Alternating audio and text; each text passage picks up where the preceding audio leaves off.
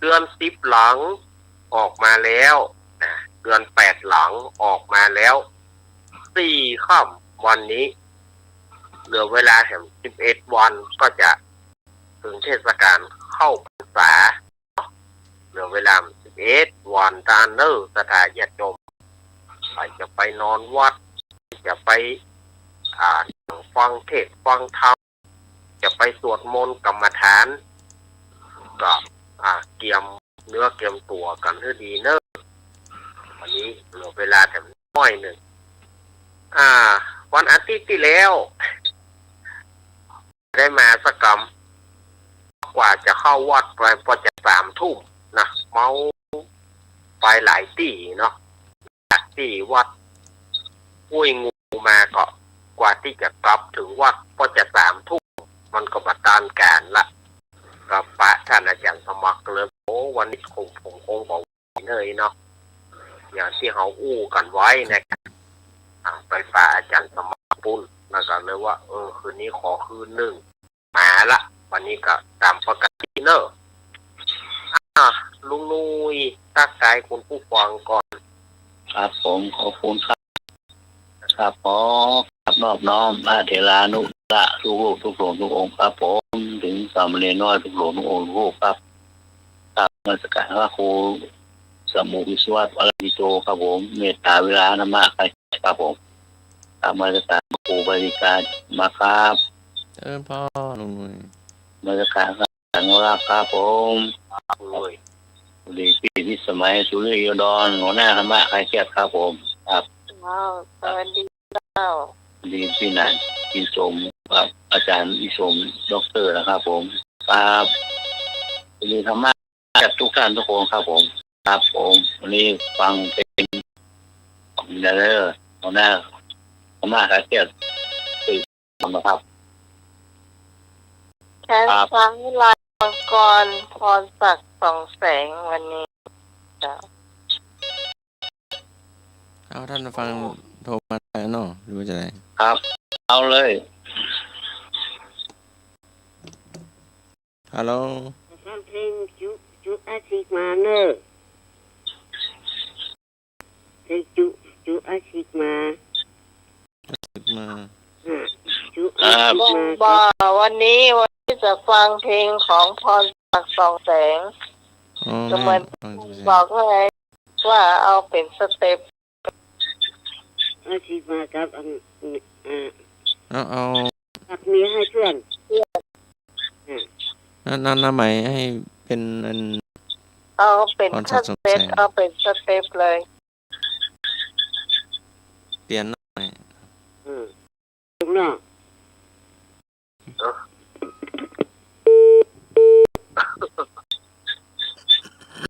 เสียงสองไม่ใช่ไม่ใช่แม่เมินมาจำไม่ได้ว่าตอนนี้เปิดออกความคิดเห็นนมัสการครับแฟนพันธุ์แท้ครับเจ้าเพลงนี้น่าม่วนเลยอะดังๆน่ะรอยแพครับน่ะของพรศักดิ์ส่องแสงครับน่ะนมัสการครับอู้ตั้งแต่คืนลอยแพแหละจะเพิ่มจุ่มใจกันละกรรมละก็จะเอาเพลงพอรักฟองเสร็จลอยแพก็ให้เป็นชุดแรกๆที่มันดังนะ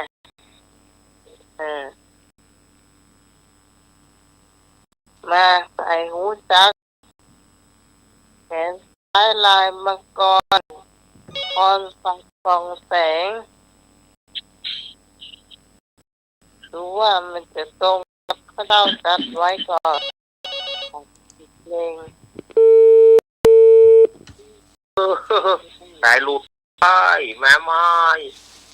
05322058มาใหม่มาใหม่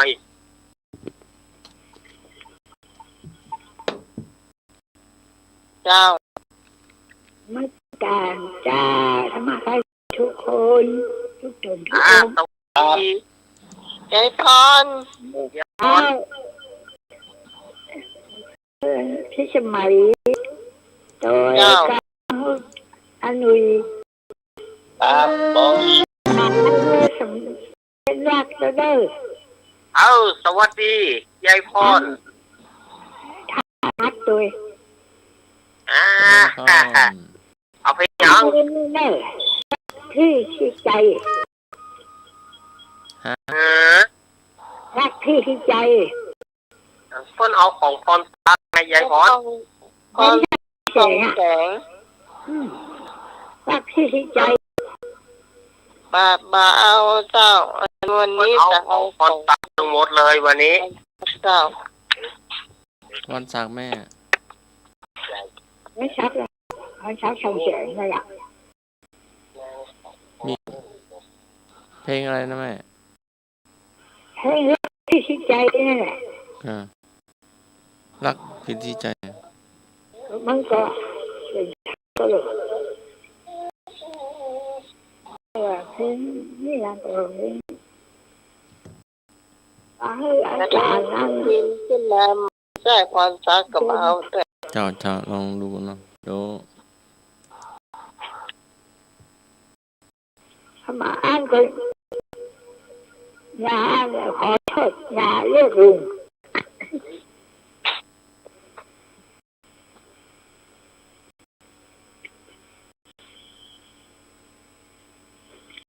ขอโทษอย่าเรียกลุงอีกมีเนาะคนจะละ ไอ้ยังก็ โทษอย่าเรียกลุงเอาคอนทักของเสียง ขอโทษดีกว่า ขอโทษอย่าเรียกลุง ขอโทษอย่าเรียก อย่าเรียกลุง อ๋อ แล้วก็กลับ ครับเป็นแล้วเนาะ เออขอโทษอย่าเรียกลุงต้องเสียงชัดเจน ครับ อันมาเข้าใจอ่ะ ครับหยุดยายพรมัน ใจอ่ะยังมีจบถ้าแบบ เอว อย่าเรียกลุงขอโทษเรียกลุงอย่างนี้ อ๋อ เจ้าเข้าใจแล้วเจ้า เจ้าเนี่ย ครับ เจ้าย ายพรมันท้องหรือโคน มันหวีดตัว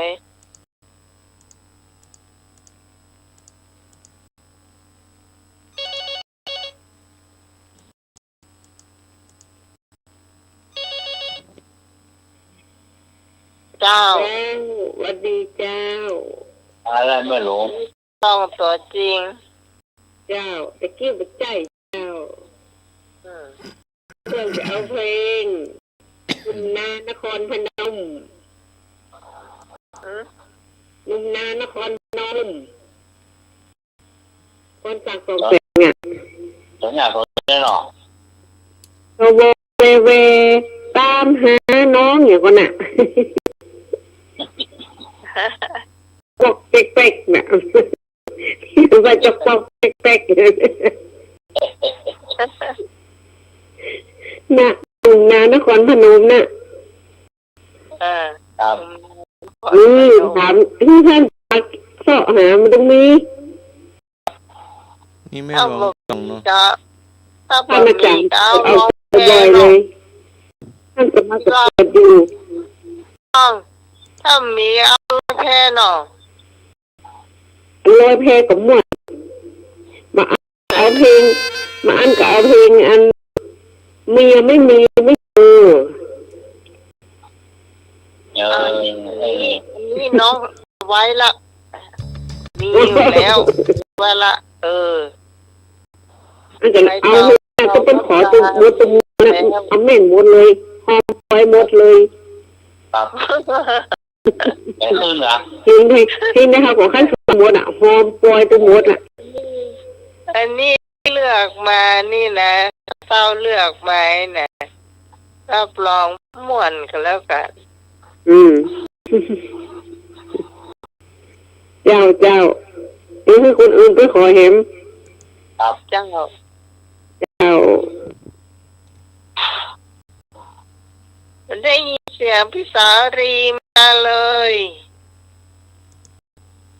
มาโทรมาเจ้า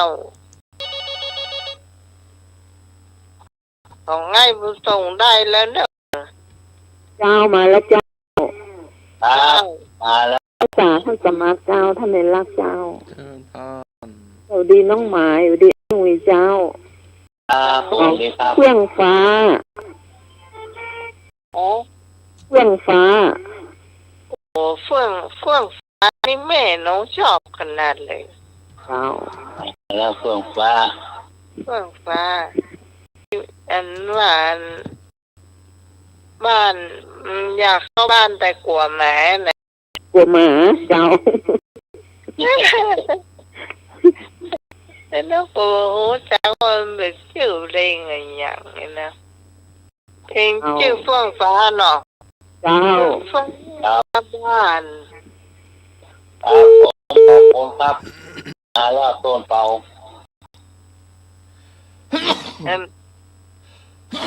นี่โอ้ชอบทั้งนั้นเลย ครับ เจ้ามีแต่ของไอ้ผู้ส่งได้แล้วเนอะ ตอนมา 24ตอนมา ที่นั้น ตอนประชอมา เจอแล้วเนอะไปส่งเนอะ ต้องนอนรับอยู่กัน พี่กรเอาเพลงอย่างตะคนน่ะ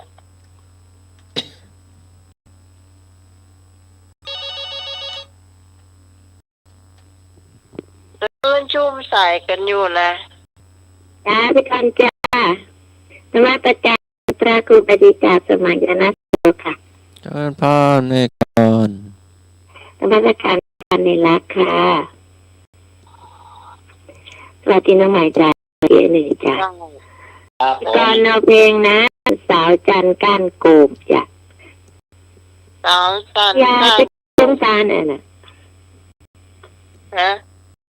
สาวจันก้านโกบ ชาวก้านโกง ไม่อยากจะคิดสงสารน่ะจันสมาธิ ชาวจันก้านโกง จ้ะมีอยู่ใช่ไหม ก็เดี๋ยวดูโดยอ่านลอง เมื่อกี้พี่ไอพรขอนั่นน่ะ มันเพลงรักกันที่ใจ ไม่ใช่รักพี่ที่ใจ มันพูดผิดไปหน่อยหนึ่ง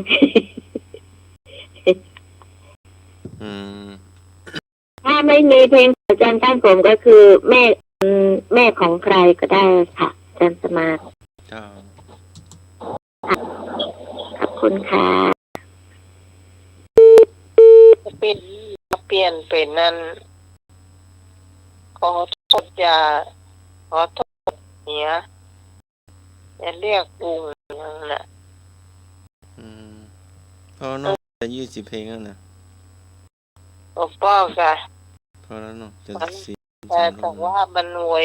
กัน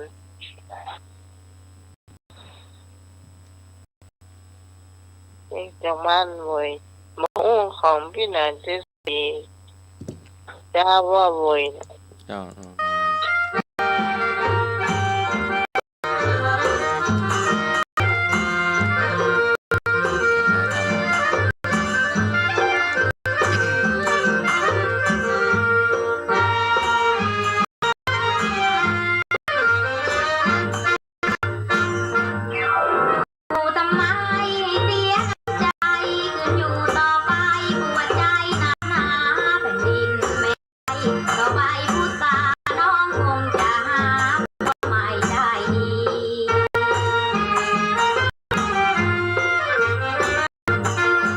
เองมันตายเองนะปิดไม้ ไ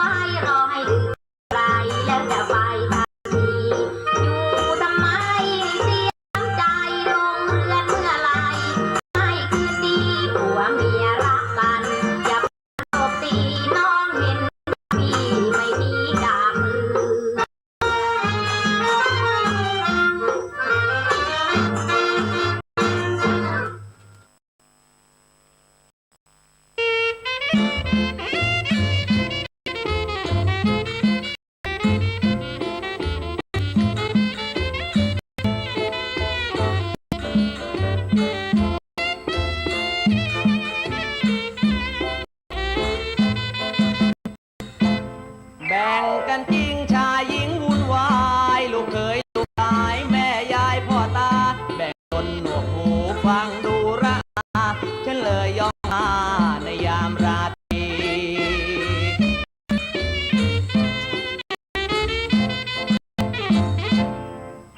แอบฟังอยู่ที่ใต้ถุนสมบัติหมกมุ่นฟังดูมากมายฉันเลยหลบทางอยู่ข้างคอกควายฟังเขาบรรยายก่อนจะคิดย้ำดีให้เพื่อนจูงควายไปก่อนตัวฉันรีบจอนขึ้นทางหลังบ้านเข้าไปในห้องนอนรีบร้อนสำราญไม่มีคนจูนจ้านคนข้างในไม่มีแบ่งกันจริงชายหญิงวุ่นวายลูกเขยลูกขายแม่ยายพ่อตาแบ่งจนหนวกหูฟังดูระอาฉันเลยย่องมาในยามราตรี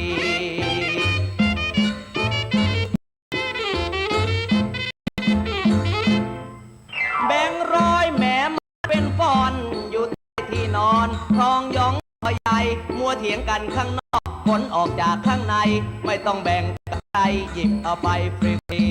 ๆแม่ชักกำเริบเติบใหญ่อยากจะยกบ้านไปมันก็สุดกำลังเขาก็อยู่บนบ้านนึกสงสารเสียจังมันเป็นเรื่องรุงรังทิ้งไว้บ้างอย่างดี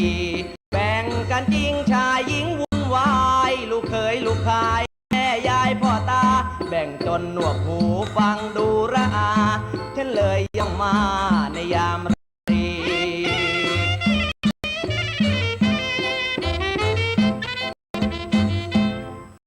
มุ่งหน้ามาที่คอกควายครั้นจะยกออกไปก็ยังนึกเมตตาขี้ควายหลายอยากมีมากนักหนา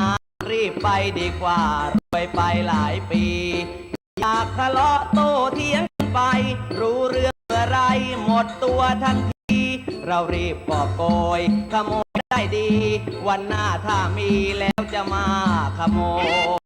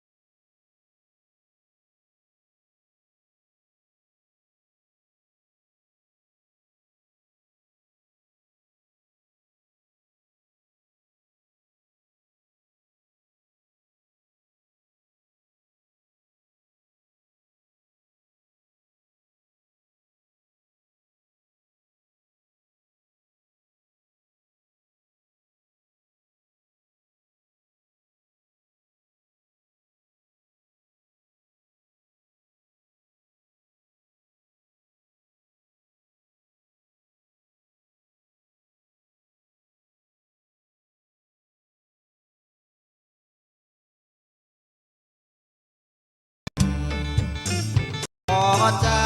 หรือยังสาวจันหรือฝันหาชายคนใหม่โหยหวนชวนให้สงสารฟ้าบ้านของนับวันจะใหญ่ให้เห็นเขากะแห่งคิดสั่งนอนนั่งเจ้ากะมองหัวใจตั้งมาภัย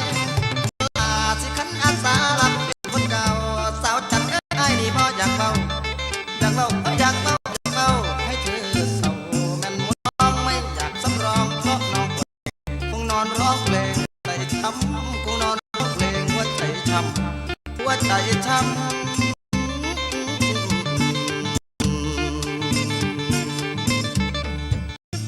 พอใจหรือยังสาวจันหรือฝันหาชายคนใหม่โหยหวนชวนให้สงสารเฝ้าบ้านของนับวันใหญ่ให้เห็นเขากะแห่งคิดสั่งนอนนั่งเจ้ากะมองหัวใจตั้งมาภัยสิขันอาสาลับเป็น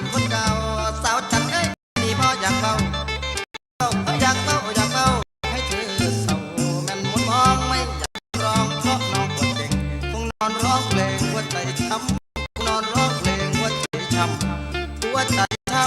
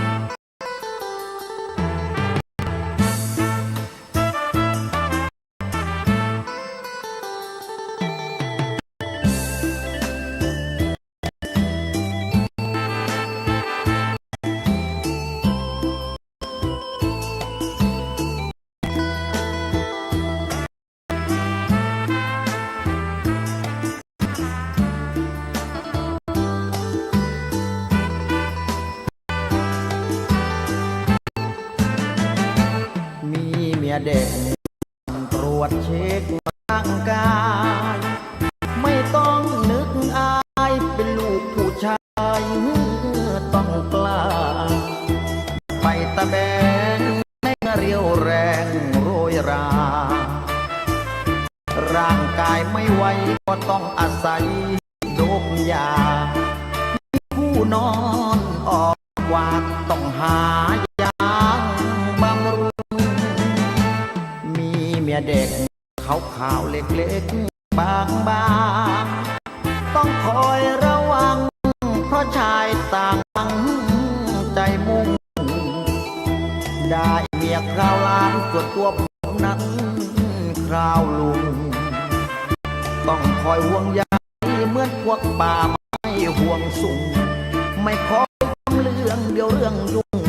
เพราะหนุ่มตาไม้ปองผมได้เมียเด็กตาเป็ดต้องการน่ารำคาญมีพวกมารคอยจ้องหนุ่มอิจฉามันจ้องจะมาลิ้มลออย่าแต่เมานั่งกินเหล้ายาถ้าเพลอเลอไม่สอดส่องพวกแมวมองว่าไปมีต้องมันตรวจเช็คใครโทรมาอย่าเอาหูไปนาและอย่าเอาตาไปไรได้เมียยังสาวโบราณกล่าวอย่าไว้ใจควายไม่ล้อมคอโบราณบอกจะเสียใจถ้าถูกขโมยลักไปจะเอาควายในไทยนา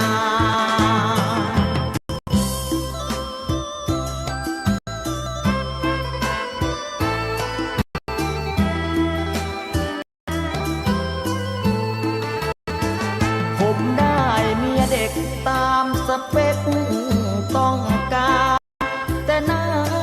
รำคาญเพราะมีพวกมารคอยจ้องหนุ่มๆอิจฉามันจ้องจะมาลิ้มลองอย่ามัวแต่เมานั่งกินเหล้ายาดองถ้าเพลอไม่สอดส่อง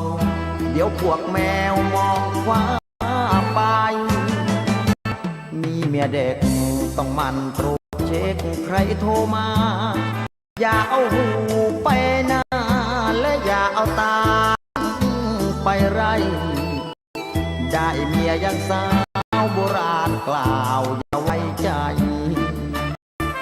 ควายไม่ล้อมคอกโบราณบอกจะเสียใจ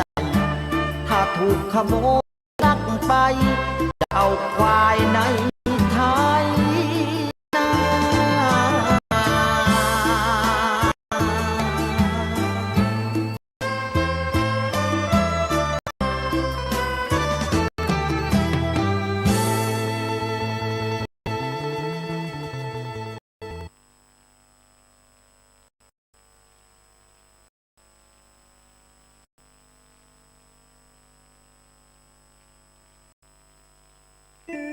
Thank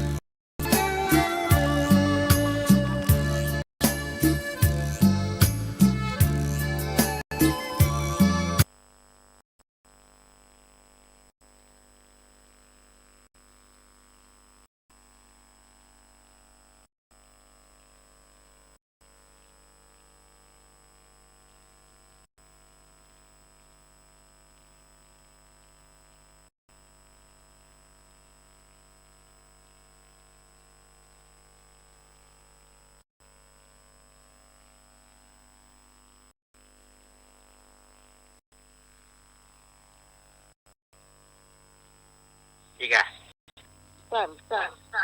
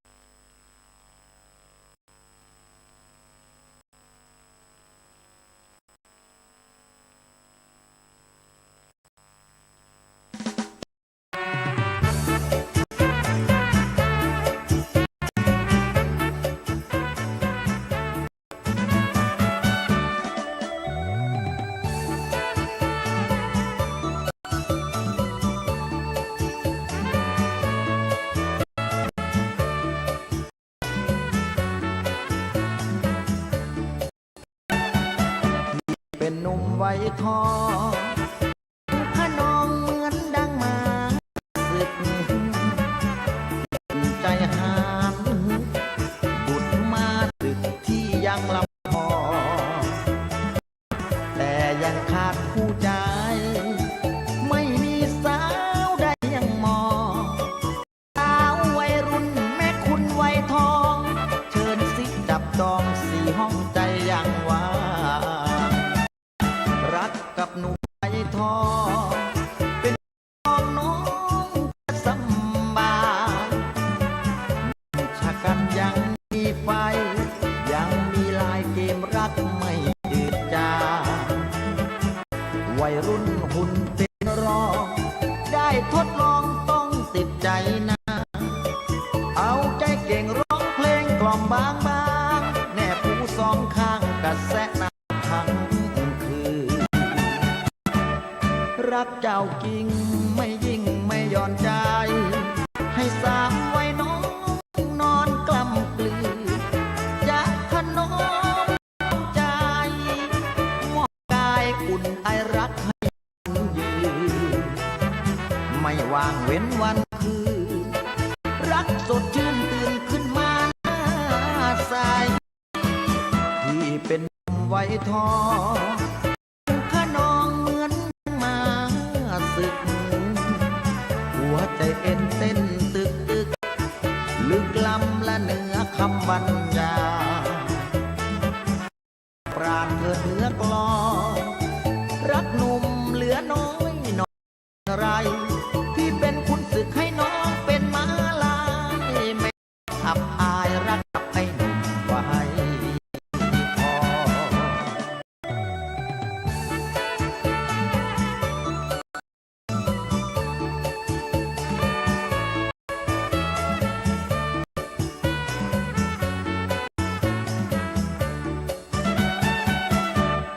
รักเจ้าจริงไม่ยิ่งไม่หย่อนใจให้สามไว้น้องนอนกลืนจะถนอมจอมใจมอบกายอุ่นรักให้ควันยืนไม่ว่างเว้นวันคืนรักสดชื่นตื่นขึ้นมาหน้าใสที่เป็นหนุ่มไว้ทองยังขนองเหมือนดังมาศึกหัวใจเต้นตึกลำละเหนือคำบรรยายโปรดปรานเถิดเนื้อกลอยรักหนุ่มเหลือน้อยหน่อยเป็นไรพี่เป็นคุณศึกให้น้องเป็นมาลายไม่ต้องอับอายรักไอ้ไว้ทอง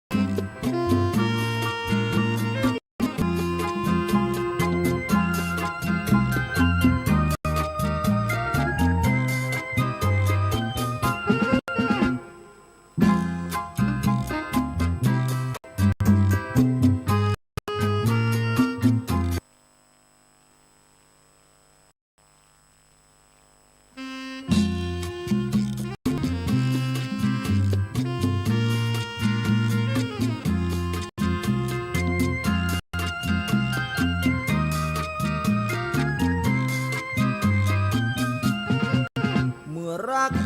ที่ถูกลอยแพดวงมันเลยแยกกันใหญ่อกแทบจะแตกตายเมื่อรักพี่ตายเมื่อใจเป็นแผลแล้วคนดีน้องปล่อยรักพี่ลอยแพเลยหันหลังไม่แลเมื่อได้ยินแตรสี่ตรังเมื่อรักที่ถูกหลอกลวงน้ำตาแทบล่วงแทบหล่นนี่แหละคนหลอกคนที่รักพี่หล่น เลยน้องก่อนบอกใจเดียวน้องกลับไม่เลี้ยวมามอง ไปลงเก่งสีตรังลืมห้วยน้องริมนาเสียงดวงไปถึงสาอุยกมือสาธุหมดหน้าหมดไรเกือบจะบินไปตายเกือบจะไม่ได้กลับมาโดนหลอกเอาไปลอยแพขาดใจแท้ชะตาพอกลับคืนบ้านนาความรักยังมาหลุดลอยสิ้นรักเมื่อถูกหักหลังพี่เองต้องนั่งคมคืนเรื่องจะกลับดีคืนให้หวานสดชื่นมีน้อยรู้แล้วใจคนที่น้องไม่สนใจคอยเป็นเพราะหนุ่มนายร้อยมาจอดเจ็งคอยทุกคืน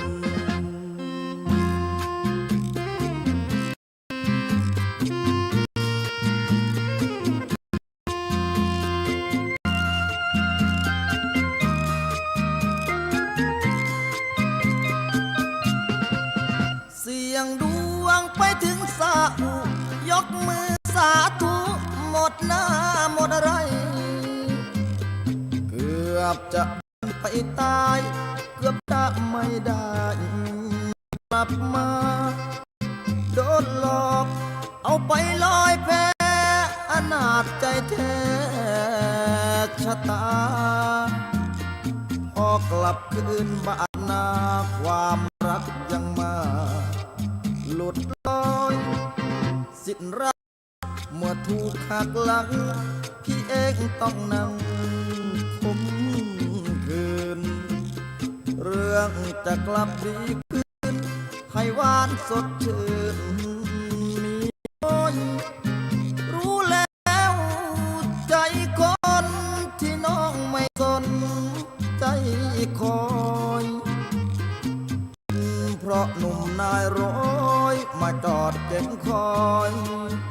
ทุกคืน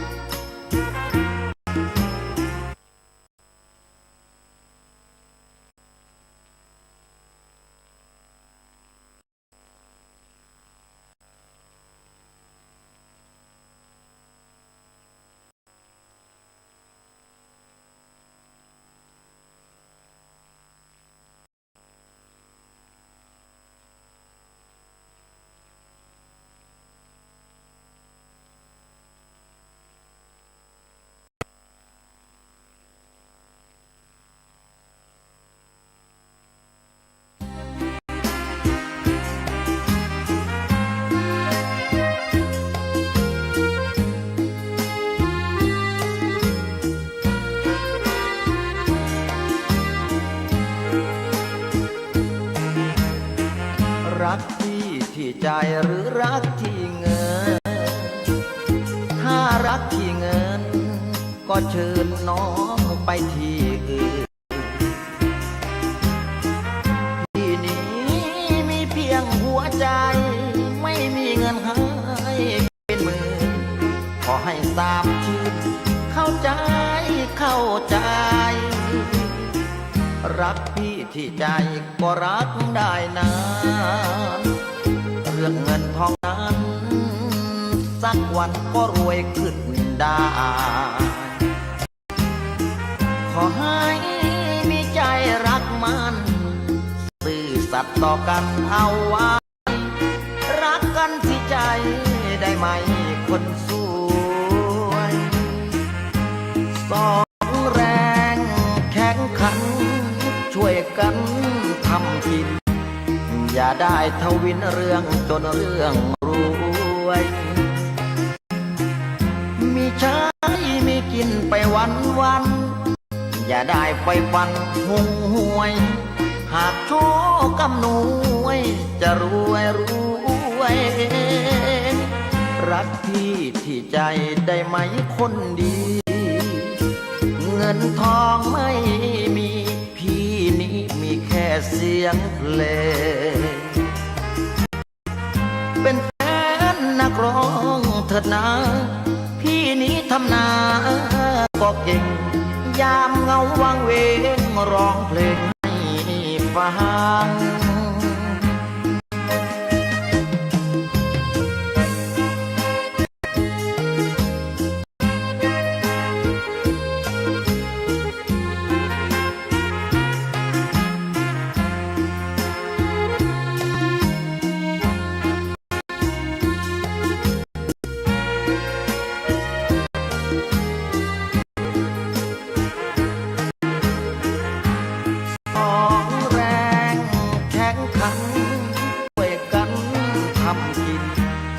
อย่าได้ทวินเรื่องจนเรื่องร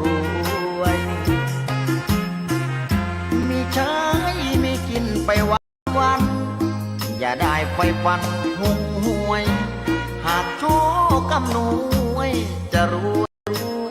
ยรักพี่ใจได้ไหมคนดีเงินทองไม่มีพี่นี้มีแค่เสียงเพลงเป็นแฟนนักร้องพี่นี้ทำนาก็เก่งยามเงาวังเวงร้องเพลงให้ฟัง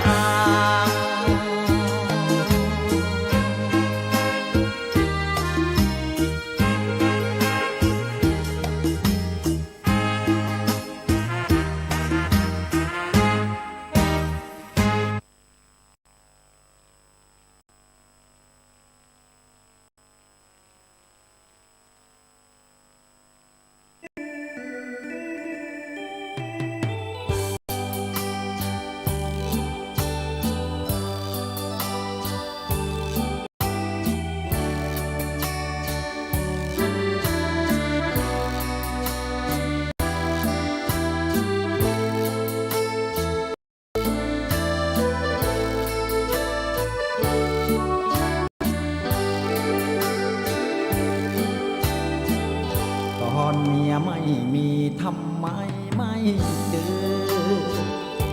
ให้พี่ต้องเพ้อรักเธอเต็มอุราโอกามมาเทเสียบซ้อนเข้าแล้วสินะน้องจ๊ะน้องจ๊ะพี่มารักเจ้าหมดใจ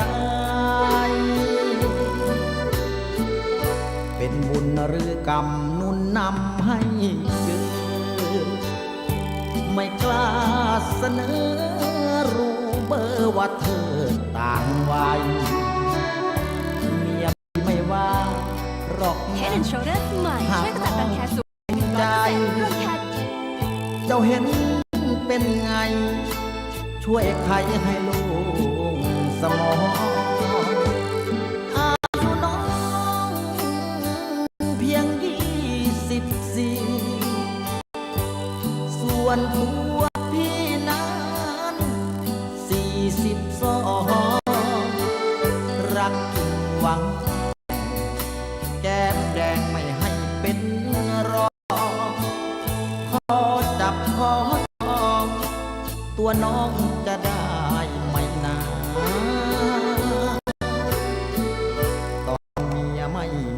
ทำไมไม่เจอให้พี่ต้องเพ้อถึงเธอเพ้อนอนภาวารักจริงเพียงเจ้าอยากเอาเข้าเป็นภรรยาทำไมไม่มาก่อนหน้าเมียพี่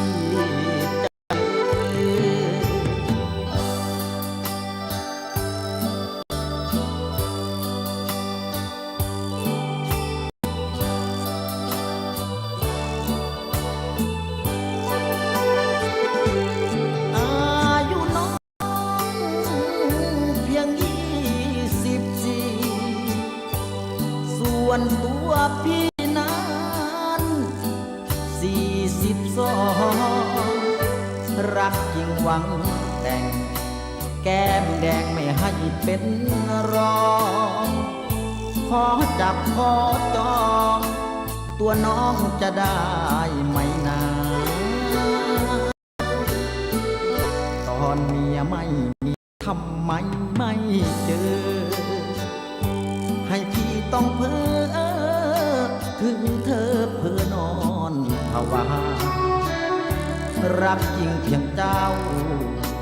อยากเอาเข้าเป็นภรรยาทำไมไม่มาก่อนหน้าเมียพี่จะเจอ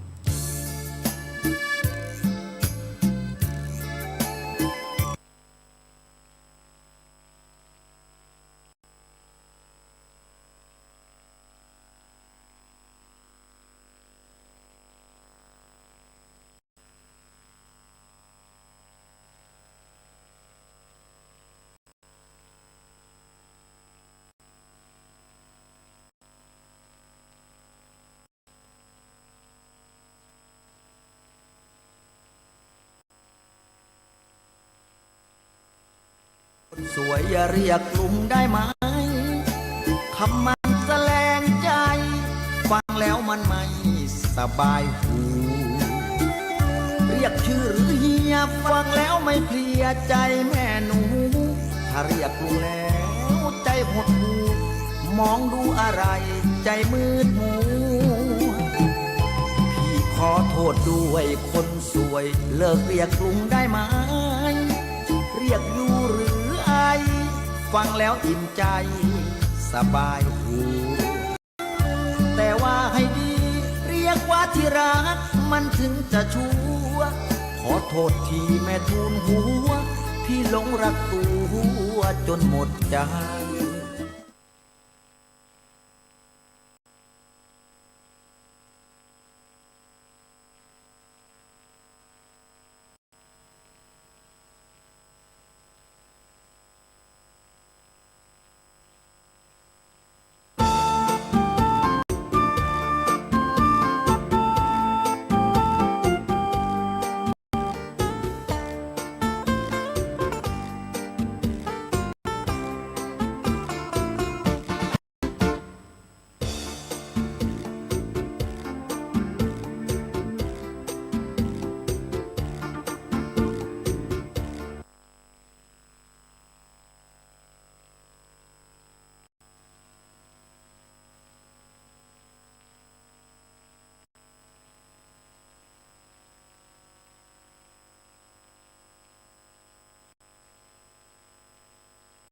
ดูหายจริง ผมใช้ Head and Shoulders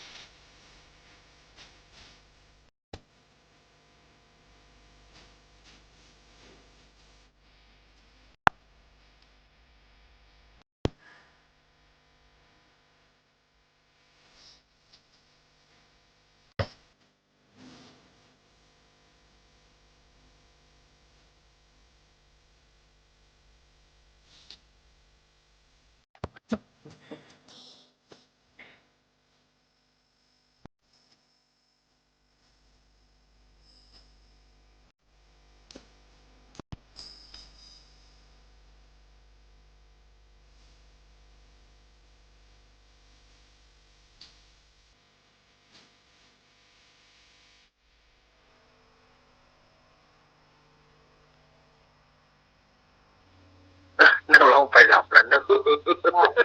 ร้องไปรับแล้วคุยแ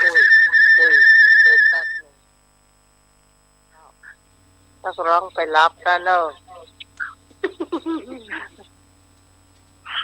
เดี๋ยวนี้เงินที่ร้านเจสีก็เข้ามาแล้วนะเจ้าผู้ฟัง4 ทุ่มปลายเจ้าวันนี้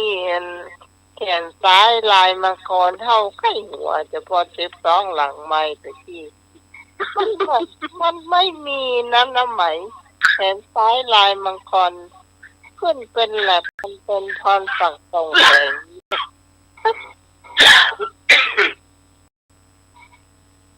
ต้องพูดว่าใดล่ะขึ้นเป็นแหลบเนาะพรสั่งตรงแรง เจ้าเชิญพี่นาเจสีเจ้า ครับก็ขอกราบไหว้สาเมตตาบารมีในท่านพระครูสมุทรสวัสดิ์วรกิจโจผู้อำนวยการสถานีคลื่น 104.50 เมกะเฮิรตซ์เจ้าอาวาสวัดป่าหินไหว้สาท่านพระครูบริการสมัครยานสีโลรองเจ้าอาวาสนะครับแล้วก็ไหว้สาท่านอาจารย์สามเณรเอารับปัญโยนันเนอร์ สวัสดีพ่อแนน แล้วก็สวัสดีกับพี่พิสมัยสุริยดลหัวหน้ารายการธรรมะไขเครียดนะครับ เจ้าสวัสดีเจ้า กับสวัสดีกับไอ้หนุ่ยสว่างเมฆเนอะครับผมเลยครับครับผมก็ขอกราบสวัสดีกับบรรดาพ่อแม่พี่น้องมิตรรักมวลชนนะครับ เป็นรายการของธรรมะไขเครียดทุกคนทุกท่านเนอะที่ติดตามรับฟังอยู่ทางคลื่น 104.50 เมกะเฮิรตซ์ที่บ้านนะครับก่อนที่จะเข้าสู่ปัญหาเนาะกับขณะนี้เวลา10 นาฬิกา16 นาทีว่า4 ทุ่ม 16 นาทีเพื่อนว่าเงินนะครับเป็นกระดาษที่คมแบบไร้กาดมันสามารถที่ตัดน้องตัดพี่ตัดน้องเพื่อนพ้องสหายลุงป้าน้าอาโอ้ภัยตามแต่เนอะนะครับ ถ้าเรื่องเงินนี่มันสามารถตัดได้นะครับ ไอ้มะพร้าวนี่เลย ตกใส่เล็กก็เล็กบินตกใส่หินก็หินลอยตกใส่หอยก็หอยเนาะหญ้าก็หญ้าตายตกใส่ทรายก็ทรายสุดมาตกใส่มนุษย์เรียบร้อยเลยกลายเป็นคนรวยหมดทุกเหลือโดนตัดสิทธิ์หมดมันขาดคุณธรรมไปเลยเนาะองค์ข้อสอบก็ดีองค์ข้อสวก็ดีเพื่อที่จะมากินประเทศกินเขากระดงนะครับ ตอนมีเงินนี่ก็เป็นคนเนาะเป็นคนเป็นมนุษย์เป็นคนเป็นเทวดานะครับพอโจรมาก็เป็นหมามีเงินก็เป็นเทวดาไร้เงินตราก็ปิกไปเป็นหมาเหมือนเดิม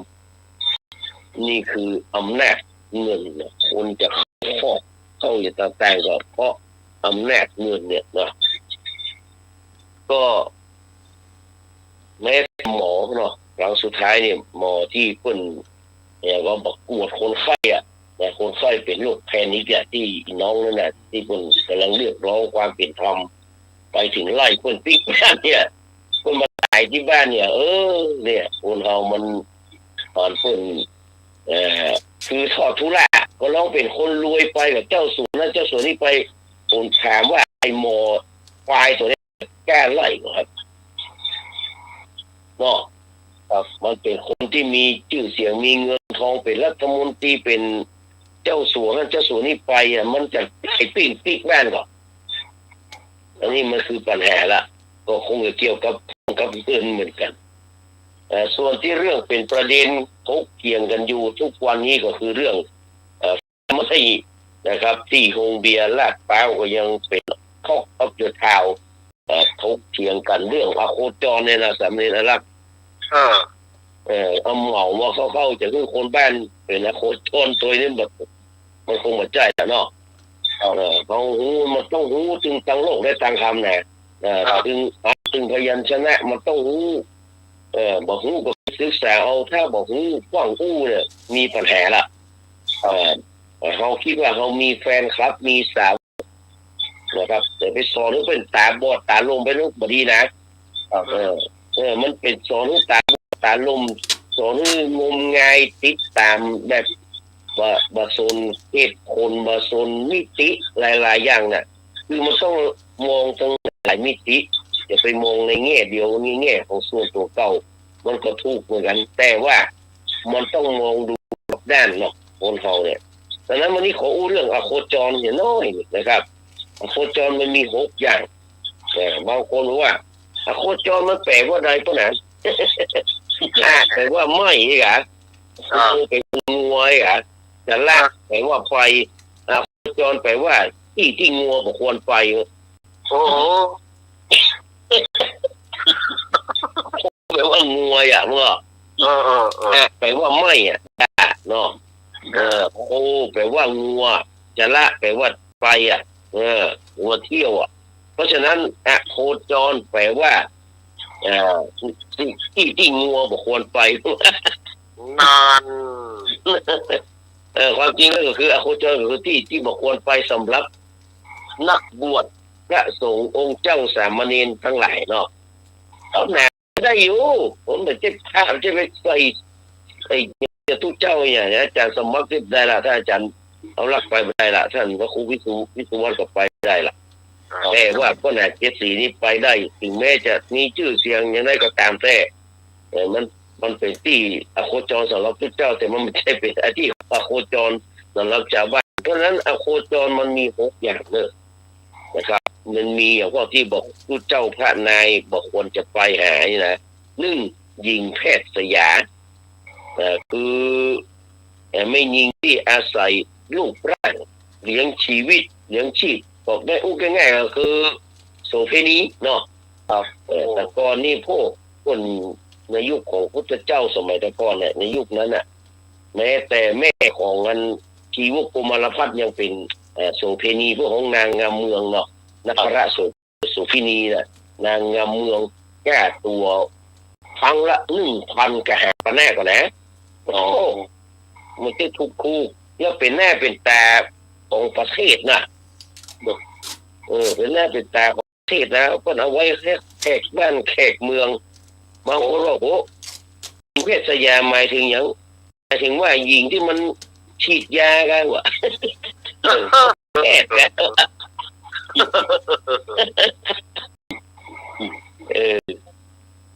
อันนี้อย่างที่1ละเขาบอกคนจะไป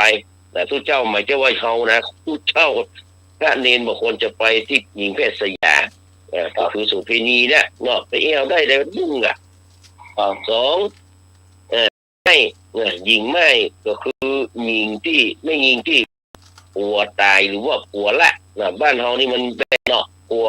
แม่แห้งผัวอย่างว่าผัวละเนาะไม่หาหัวละไม่ลงผัวละไม่ผัวตายเนาะบ้านเฮาเนาะไม่แห้งผัวละนะแต่ไม่นี่ผัวตายเนาะแสดงว่ายอดรักสมัยนั้นมันก็ใช่จะหูเนาะอยากรักไม่เนาะแสดงว่ามันปลอดภัยแล้วมันมามีแล้วหัวมาอยู่ละถ้าเกิดว่าเป็นแม่แห้งนี่มีสิทธิ์จะโดนลูกหลงอยู่เนาะมันก็หลวงกันนะรักไม่มันรักไม่แห้งนะมันรักไม่เพราะหัวมันตายหรอกมันมีละยะเนาะถ้ามันรักไม่แห้งนี่มันแน่หัวมันยังค้างอยู่กับมันแน่นะเนาะฝืนงอนแจ้เนาะอันนี้ก็2โคจรอย่างที่2ก็คือหญิงไม้อย่างที่3ก็คือสาวเถือหมายถึงสาวแก่นั่นแหละไก่แก่แม่ปลาช่อนเนี่ยทุกเจ้าพระนายเข้าไปกันเรียบร้อยกันจะเรียกว่าลวงอย่างว่าลวงอย่างว่าลวงตายังหูอื้อเนาะลวงลุงยังหูอยู่ตายังหูอื้อจะโปงตกหรือเน้นเมื่อเจอสาวเถือสาวไปเลยเรียบร้อยจึงเป็นไรเนาะก็คือเขาไปใกล้4บันดาเนาะอันนี้ก็คือเดี๋ยวนี้เพิ่นเป็นอย่างว่า LPGE อย่างว่าเรียกว่าเป็นเพศที่3เนาะมาเรียกนะแต่ก่อนนี่ในบัญญัติไม่มีหรอกก็ขอสุมาอภัยด้วยนะครับบันดาก็คือกระเทยไปเช็ดของนะบันดาวะเนี่ยบันดุวะนี่เป็นนักร้องถ้าบันดุกะนี่เป็นกระเทยก็อยู่ประตูพยัญชนะกะนี่นะทั้งสองเนาะเดี๋ยวนี้เพิ่นมีกฎหมายมารับรองละอันนี้4อย่างที่5ก็คือภิกษุณีภิกษุณีบ่เดี๋ยวนี้บ้านเฮาบวชได้แล้วนะอาจารย์ในรักเนี่ยจ้ะภิกษุณีเพิ่นบวชบ้านเฮาได้แล้วนะเดี๋ยวนะภิกษุณีบวชในเมืองไทยได้แต่ต้องบวช2โบสถ์นะเพิ่นมีไปใช้กะมีละบวช2โบสถ์คือบวชโบสถ์ของทุกเจ้าก่อนแล้วก็บวชที่ภิกษุณีเห็นกรรมแต่เขาลุ8บาเยอะบาย้อนนะ ใจเขาลูกแปดเหมือนเดิมเหมือนกับว่าภิกษุบวชแค่ชั่วโมงเดียวนี่นางภิกษุจะบวชมาสักใดก็ต้องไปไหวเนาะเป็นเขาลูกทำ8 ประการน่ะนี่เป็นข้อที่บังคับเนี่ยอันนี้แห้มอันนี้เพราะฉะนั้นภิกษุนี้ในเมืองไทยเขาบวชได้แล้วนะบวชแต่ถ้าบวช2 โบสถเป็นสิ่งที่น่ายินดีนะท่านกล้ามาหูวันนั้นเนี่ยท่านพระครูธีรสุตพจน์คนบอกคนไปเทศธรรมที่วัดโพกลางนะครับแล้วก็มีภิกษุณีสาวคนตายเนี่ยเพิ่นไปปฏิบัติที่วัดนิโรธารามที่จอมทองอะครับจอมทองเพิ่นมาพูดกับว่าสามารถบวชได้แล้วภิกษุณีบวชได้เมืองไทยได้เรียบร้อยละต่อไปเผยๆเนี่ยภิกษุณีเขาเนี่ยจะเป็นแหงเนาะครับจะเป็นแหงสู้เจ้ามีกับข่าว มาสร้างมาแซ่มาเอาอันหนึ่งก็เอาอันหนึ่งเนี่ยต่อไปเป็นอันที่6สุดท้ายก็คือร้านเหล้าผู้เจ้าบอกควรจะเข้าไปพระเนรบอกควรจะเข้าไปนักบวชบอกควรจะเข้าไปตลอดจนถึงคุกคีกับคฤหัสถ์คือพระราชาอมาตย์ของพระราชาเดรัจฉีสาวกของเดรัจฉีด้วยการคุกคีอันบ่สมควรตักตายปลาใส่กันนี้ได้จุกจะแห้มนะแต่ว่าถ้าไปคีตีโมงกันนะเข้ามันจะเป็นเนี่ยสุปดีเนาะเรามาดูว่าภิกษุบอกควรเข้าไปหาอโคจร6 อย่างนี้ก็เพราะอย่างที่1ก็ป้องกันอันตรายต่อพรหมจรรย์อัตถกถาระบุการเข้าไปหาไม่ยิงแพทย์สยามเนี่ยนะครับไม่ยิงไม้ก็ดีสาวแก่แม่ปลาช่อนก็ดีนะบันดาก็ดีภิกษุณีก็ดีนะครับเขาพูดว่ามันจะด้วยอำนาจความคุ้นเคยกันฉันมิตรเนี่ยมิตรที่สันทวะสิเนหามันจะเกิดการสิเนหาโดยที่ปรับตัวมาตันทำให้มีโอกาสร่วมประเวณีได้ง่ายเป็นว่าภิกษุที่รักษาพรหมจรรย์เป็นเวลา10,000อาจจะต้องชิบหาย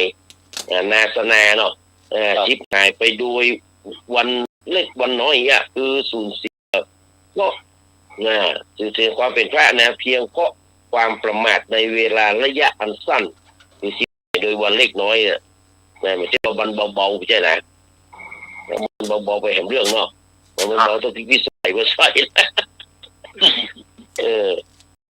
มาถึงขั้นล่วงละเมิดก็มักจะได้รับความติเตียนจากสังคมเพื่อเหลือวะเนาะแต่ลองออกโลกโซเชียลผู้ก็จะเป็นได้ซื้อกะได้ย้ายเนาะมีหลายที่หลายตังแล้วยังซ่อหาที่สุดมาได้เจ้าน่ะมันออกโลกโซเชียลแล้วเรียบร้อยนะดังนั้นเหตุผลหลักที่เราแห้มพิสุเข้าไป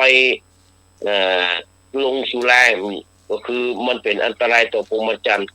การเข้าไปในโรงสุราถือว่าเป็นการกระทำที่ลายหรืออันตรายต่อการรักษาพรหมจรรย์ของเจ้าพระนินเนาะสถานที่มันสงัดเนาะองค์เล่าไม่ใช่สถานที่สงัดจากผู้คน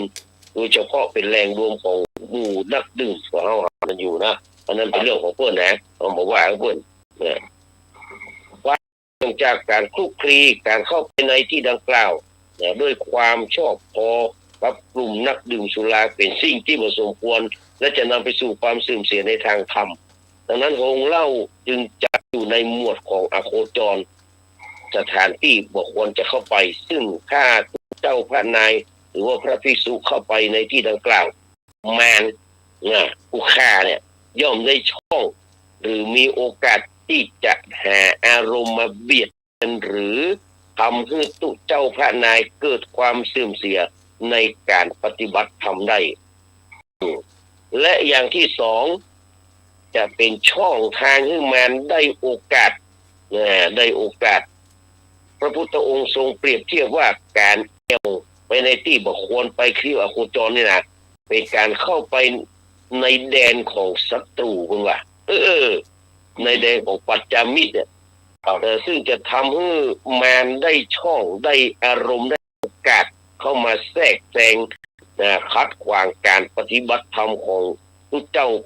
ภิกษุเนี่ยได้ง่าย 3. เพื่อรักษาความสงบและสถานะแห่งสมณะ การเข้าไป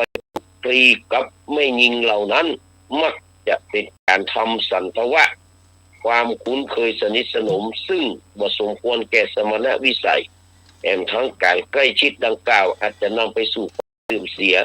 ในทางปฏิบัติธรรมและทิฏฐิความเห็นทำให้การรักษาศีล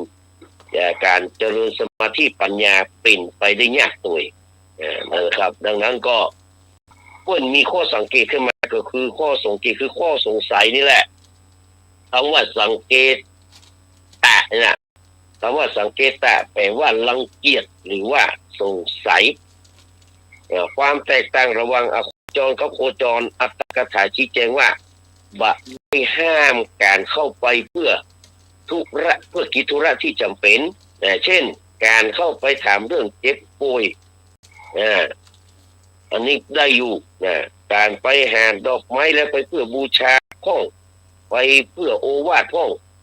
คนเหมือนแต่สิ่งที่แห้มก็คือการเข้าไปคุ้นเคยสนิทสนมในทางโลกนั้นโคจระหรือว่าโคจรที่แท้จริงที่ภิกษุควรจะมีก็คือโคจรที่เราควรอยู่ควรไปนั่นก็คือสติปัฏฐานสี่และการแสวงการบิณฑบาตในสกุลที่ทาบ่มุ่งร้ายและเป็นที่ประพฤติพรหมจรรย์ได้โดยสะดวกนะเพื่อสรุปก็คือว่าการแท้มนี้ไม่ใช่เพราะรังเกียจบุคคลแต่เป็นการที่เราจะได้อารักขาจิตหรือรักษาจิตของผู้เจ้าพระนายเพื่อให้ตกอยู่ในสถานการณ์ที่เสี่ยงต่อการทำลายพรหมจรรย์และทำให้เสียสมณธรรมที่บำเพ็ญมาอัตถกถาสารีปุตตะสุตตนิเทศนะครับเพิ่นบอกว่าฝ่ายผู้อยู่เรือนก็มีคำสอนเรื่องอบายมุขอันนี้เอาหูกันเนาะอบายมุขโอเคเนาะอบายอปายะเนาะแปลว่าความเสื่อมปายะแปลว่าความเจริญนะอปายะแปลว่าความเสื่อมเนาะมุขะแปลว่าหนทางปากดังนั้นอบายมุขก็คือปากทางแห่งความเสื่อมและหนทางสู่ความพินาศ6ประการในทางพุทธศาสนาอันนี้เราหูกันดีเนาะการติดสุรายาเสพติดการเที่ยวเมื่อค่ำเมื่อคืนเที่ยวดูการละเล่นการพนันคบคนชั่วเป็นมิตรและความเกลียดค้านละเว้นจากเหล่านี้มันจะช่วยป้องกันความล่มจมและรักษาทรัพย์สินได้สามารถแบ่งรายละเอียดก็คือว่าถ้าดื่มน้ำเมายาเสพติดก็จะทำให้ทรัพย์สินมันหมดไปเนาะเกิดการทะเลาะวิวาทเผลออาจจะถึงขั้นชีวิตแต่ถ้ามาทะเลาะตีกันนี่ก็ชื่อเสียงเนาะนั่นก็มันก็จะเป็นปัญหานะอันนี้ก็เหมือนกันนะมันก็เกี่ยวกับทรัพย์สินนะครับอันนี้ก็เปิ้นมาแฮมคารวะนะแต่เปิ้นก็มีคำสอนสำหรับคารวะว่าเล่นการพนันก็ดีคบคนชั่วเป็นมิตรก็ดีที่ขันยาการก็ดีอันนี้มันเป็นทางแห่งชิดแผลเท่านั้นก่อนแล้วมีก็ไปเอวแล้วบรรยากาศมันจะไปเหลืออย่างนอกอันนี้สรุปแล้วว่าไม่เกี่ยวกับคารวะว่าโคจรแต่คารวะเข้าใจอบายมุข6อย่างปากทางแห่งความเสื่อมหรือว่าความชิบหาย6อย่างนี้ก็พูดจากกับบรรดาพวกพี่น้องเอาไว้เนาะก็บางครั้งเขาเสพสื่อก็เสพผู้มีสติเนาะเสพผู้มีสติเสพผู้มีความรู้เนาะพันกับสิ่งเหล่านี้บางคงมาท่านนี่เพื่อนมาสู่เนาะเพื่อนอย่าเอากันยอดไลค์ยอดแชร์เนาะเขาจงใจได้แสดงว่าเขาติ๊กทับเขาแล้วเมื่อก็อย่างนั้นเสรีเตมีเวทหูอยู่ว่าไปย่ายอันน่ะแต่ทางคุณเนวินก็จะต้องฟ้องแต่พอเนวินโอ๊ตมาได้ฟ้องปุ๊บเข้าเป็นเหยื่อของเสรีที่สุดเตมีเวทเลยนะนะเรื่องเขากระโดงเดี๋ยวพูดความจริงนะว่ามันจะเป็นการนำมาซึ่งหลักการถ้าบริษัทนี่มันไม่สามารถจะเรียกไอ้พยานหลักฐานต่างๆเข้ามาได้หรอกอันนี้มันต้องเป็นการพิสูจน์ในเมื่อคุณกล่าวหาผมประมาทผมประมาทคุณประมาทจะได้ มันมีแต่ก่ออย่างนั้นอย่างนั้นเนี่ยมันแม่หมดเลยครับอันนี้ถือว่าก็จะเส้นใหญ่ขนาดไหนก็จะต้องเป็นเหยื่อของเสรีพิสุทธิ์อย่างแน่นอนมาถึงข้อปัญหาเนอะปัญหาเนาะ คนตอดหูตัวเด้อตื่นเด้อ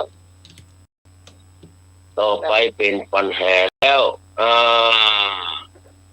ก่อนจะถึงปัญหามีผู้ชายคนหนึ่งไปเจ้าพระมา3,000 บาทไปบอกกับเพื่อนว่าเอา5,000เพื่อเพื่อนจะเอามันจะได้ขาย5,000เนาะโอ้แต่ไปบอกลูกค้าทั่วไปเนี่ยว่า7,000เนี่ยผมเจ้ามานะผมซื้อมานะ7,000แต่ไปขอไปถึงเมียแล้วไปจุกเมียว่ะไปจุกเมียไปบอกเมียว่าไอ้กูจ่าย500แต่นะว่าเมียหันมันแงมเมียก็ลักเอาไปขายได้ปันเนี่ยผมมาอวดหัวว่าเจ้าลักไปขายได้กำไรจึง500ก่อนว่าเรียบร้อยอันนี้โทษของการโกหกนะก็อันนี้เขาอู้จะเอาตลกพวกแคบใจนะแต่เนี่ยมันคือโทษของการมุสาฮะก็ถ้ามันบอกว่าไอ้ซื้อคือมันต้องบอกมันนั้นก็ได้มันนั้นเป็นการก้ขายเขาบอกว่าเนาะแต่มาบอกกับเมียเนี่ยเมียอยู่ข้างเขาเนี่ยมันบอกว่าคือเจ้ามา3,000ดันไปบอกว่าแค่500ตัวมันเผลอเมียมันเอาไปขายได้ปันมันอวดขนาดว่าโอ้ยเจ้าเก่งก็ได้เป็นตัวไปถึง500ก่อนมันก็อู้จะอู้ได้แหละดิ้นโทษของการมุสาเนาะให้เข้าสู่อันนี้เลยเนอะจังหวัดยังมาเสี่ยงด้วยนะโอ้โหจังหวัดยังมาเสี่ยงด้วยเพิ่นว่าจังหวัดอะไรจังหวัดที่อะไรบอกเลยว่าอันนี้จังหวัดกาญจนบุรีมีพลอยเม็ดใหญ่แต่มันอยู่ที่ไหนวะนะจังหวัดกาญจนบุรีเนี่ยมีพลอยเม็ดใหญ่แต่บอกว่ามันอยู่ที่ไหนไม่รู้ว่ามันอยู่ที่ไหนกอไก่บ้านผู้ใหญ่บ้านนี่เนาะอยู่ที่ผู้ใหญ่บ้านขอใครอยู่ที่นายกอบต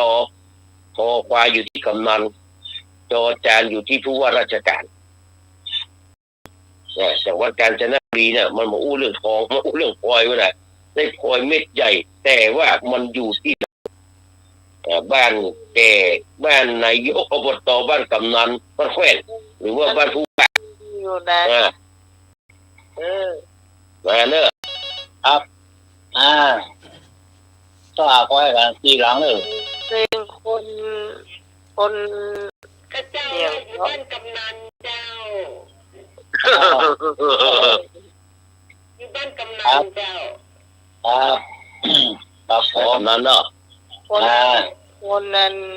มากำนันมาแล้วมา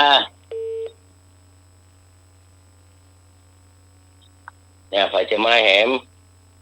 บ้านทีหลังหลังได้พอยนมัสการครับผมคำตอบได้คือไปอยู่ที่บ้านนายกอบจครับครับนมัสการครับ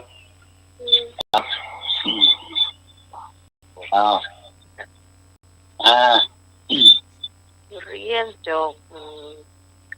ข้าม2 หลังทำงานขุดดินเผาถ่านอยู่เมืองการบ้านเราเป็นเนี้ยจะเป็นคำตอบ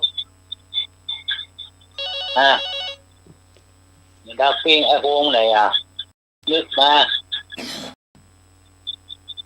พี่กันค่ะครับสวัสดีพี่นันเจจีอินสมตัวกิน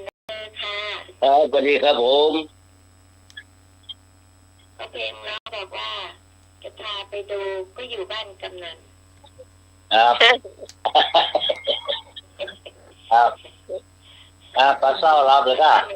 ก็บอกไปดูบ้านกำนันครับบ้านกำนันจ้ะครับผมบ้านกำนันเนาะ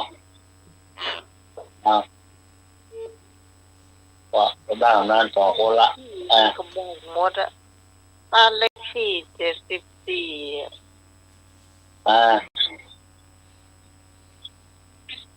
งานนี้มันได้แล้วกำนันไปไว้กำนันแน่นอนเนาะแต่อยากจะรู้เห็นว่า จังหวัดอันอย่างที่มันมีหอมเตรียมกิน จังหวัดอันอย่างที่มันมีหอมเตรียมกินนึ่งละปูนขอกอไก่ละปูนขอไข่กระบี่ขอควายชุมพรงองูภูเก็ตจังหวัดอันอย่างที่มันมีหอมเตรียมกิน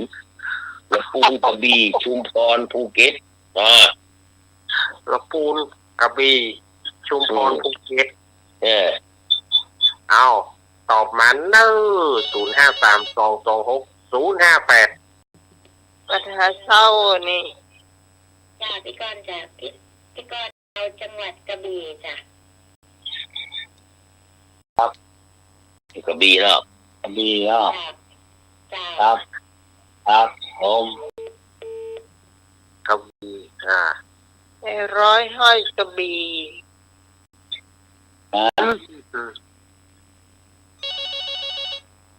แม่ น่าคิดเลย เอากระบี่เหมือนกัน ครับ เหมือนกันนะ การกวยเปิ้ลกว่า โอ้ก็ไม่ได้ยินนี่เหรอพ่อเมืองมันมีกระเทียมนี่นะ อันนี้ปัญหาเศร้าแน่เลย ครับ เจ้า ต ต อ อ บบ ได้คือจังหวัดกระบี่ครับเนาะมันกินไปใจเนาะกระบี่มันเป็นดาบมันกินเข้าไปก็ตายลูกเดียว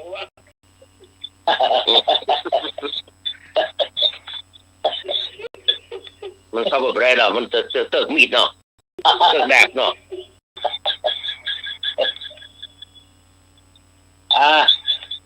ว่าจะมีแฮม ผมไม่มีความไม่ได้ยินเสียงเลยนี่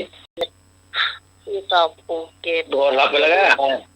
ก็ ท่านตื่น ตื่น ท่านไม่ที่รับนะ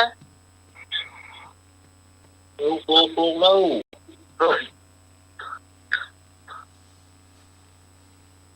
ให้ไปส่งโทรไปหาพี่พอดกรรม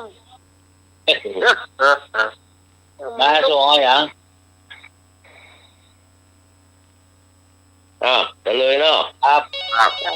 รู้ละกระบี่ไร้เทียมทาน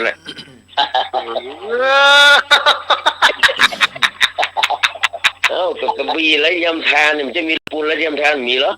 ตอนกับภูเก็ตกับไร้เทียมทานแล้วมีแค่กระบี่นะกระบี่ไร้เทียมทานเนี่ยก็คือมันมีหอมเทียมกินชื่ออย่างไรเช่าจีนอะไรอย่างไรแล้วก็อีกวันอะไรอย่างไรจีเช่าจีนนี่ไงสีเศร้าฉีเศร้าเฉียนสีเช่าเฉียนก็มีเลยก็เลยเที่ยวกันน่ะนี่มันมีหอมเทียมจีนนี่แหละ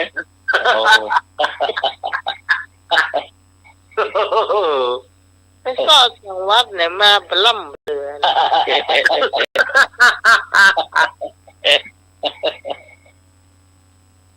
ต่อไป3คนนี้เนาะเอามีหลักการเห็นเลยเนาะต่อไปข้อใดไม่เข้าพวกเนาะฟังเนอะข้อใดไม่เข้าพวกคือมันแบบแปลเหมือนกันง่ายๆคือมันแบบใจหมู่เดียวกัน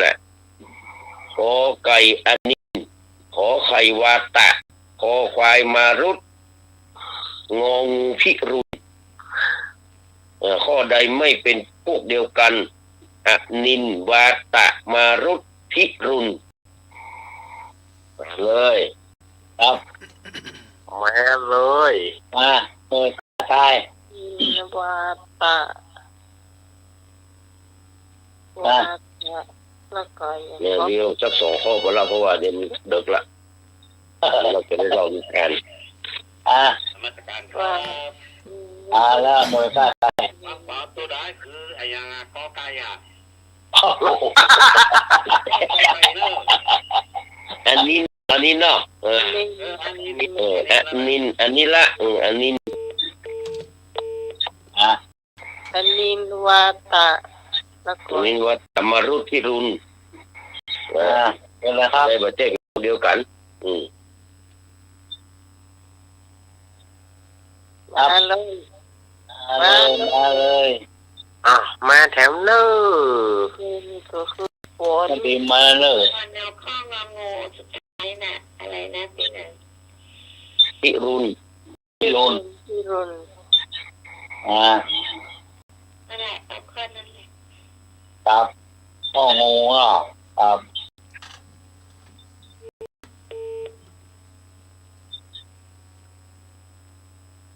ครับผมครับ ก็เจ้าบอกว่าพี่รุนนั่นน่ะข้องงองูนะครับ งูเนาะ เจ้า เจ้า พิรุณ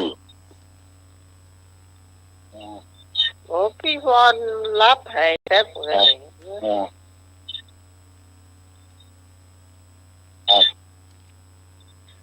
แต่เขารับล่าเขาตลอดวันนี้เรารับนะก็มีสายเขา ครับ ไป ผม เจ้าพี่พรเอาพี่กุลนะเจ้า คุณเนาะครับ เอา ครับขอบคุณครับ เอาว่าจะเล่าฝันดีๆสักคำจ้ะ แต่ว่าแบบโอ้ที่ไอ้เนาะ เนี่ยเขารับก่อนเก่าตลอดรับละถึงวัน เฉลยก็คือนินก็แปลว่าลมวาตะก็แปลว่าลมมารุตก็แปลว่าลมพิรุณแปลว่าฝน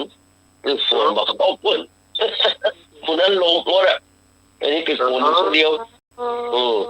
พิรุณเป็นฝนอยู่คนเดียวมันนั้นเป็นลมหมดมารุตที่แปลว่าลมนะแต่ว่าไอ้มารุตไอ้ลมเนี่ยนะวาตะนี่มันตรงตัวอยู่แล้วเป็นลมอยู่แล้วเนาะอันนินก็แม่นอันนี้ก็ลมมารุตก็ว่าลม มีฝนอย่างเดียว มีฝนอย่างเดียวพิรุณ วาโยก็แม่นลมเนาะวาโยก็แม่นวายุก็แม่นแต่ว่าพิรุณเป็นฝนไปต่อไปข้อใดเป็นวรรณยุกต์สามัญตึงหมดข้อใดเป็นวรรณยุกต์สามัญเอกโทตรีเนาะฟังเนอะฟังเสียงเนอะข้อใดมีวรรณยุกต์สามัญทั้งหมดวรรณยุกต์สามัญทั้งหมดคือข้อใดนะอันเดียวกันขอไก่ลำดับขอไข่เปิดเรียนขอควายวันหยุดงองูทานยาลำดับเปิดเรียนวันหยุดทานยาข้อไหนเป็นวรรณยุกต์สามัญทั้งหมดเอามาเลย จะสมัครรับไปแล้วก็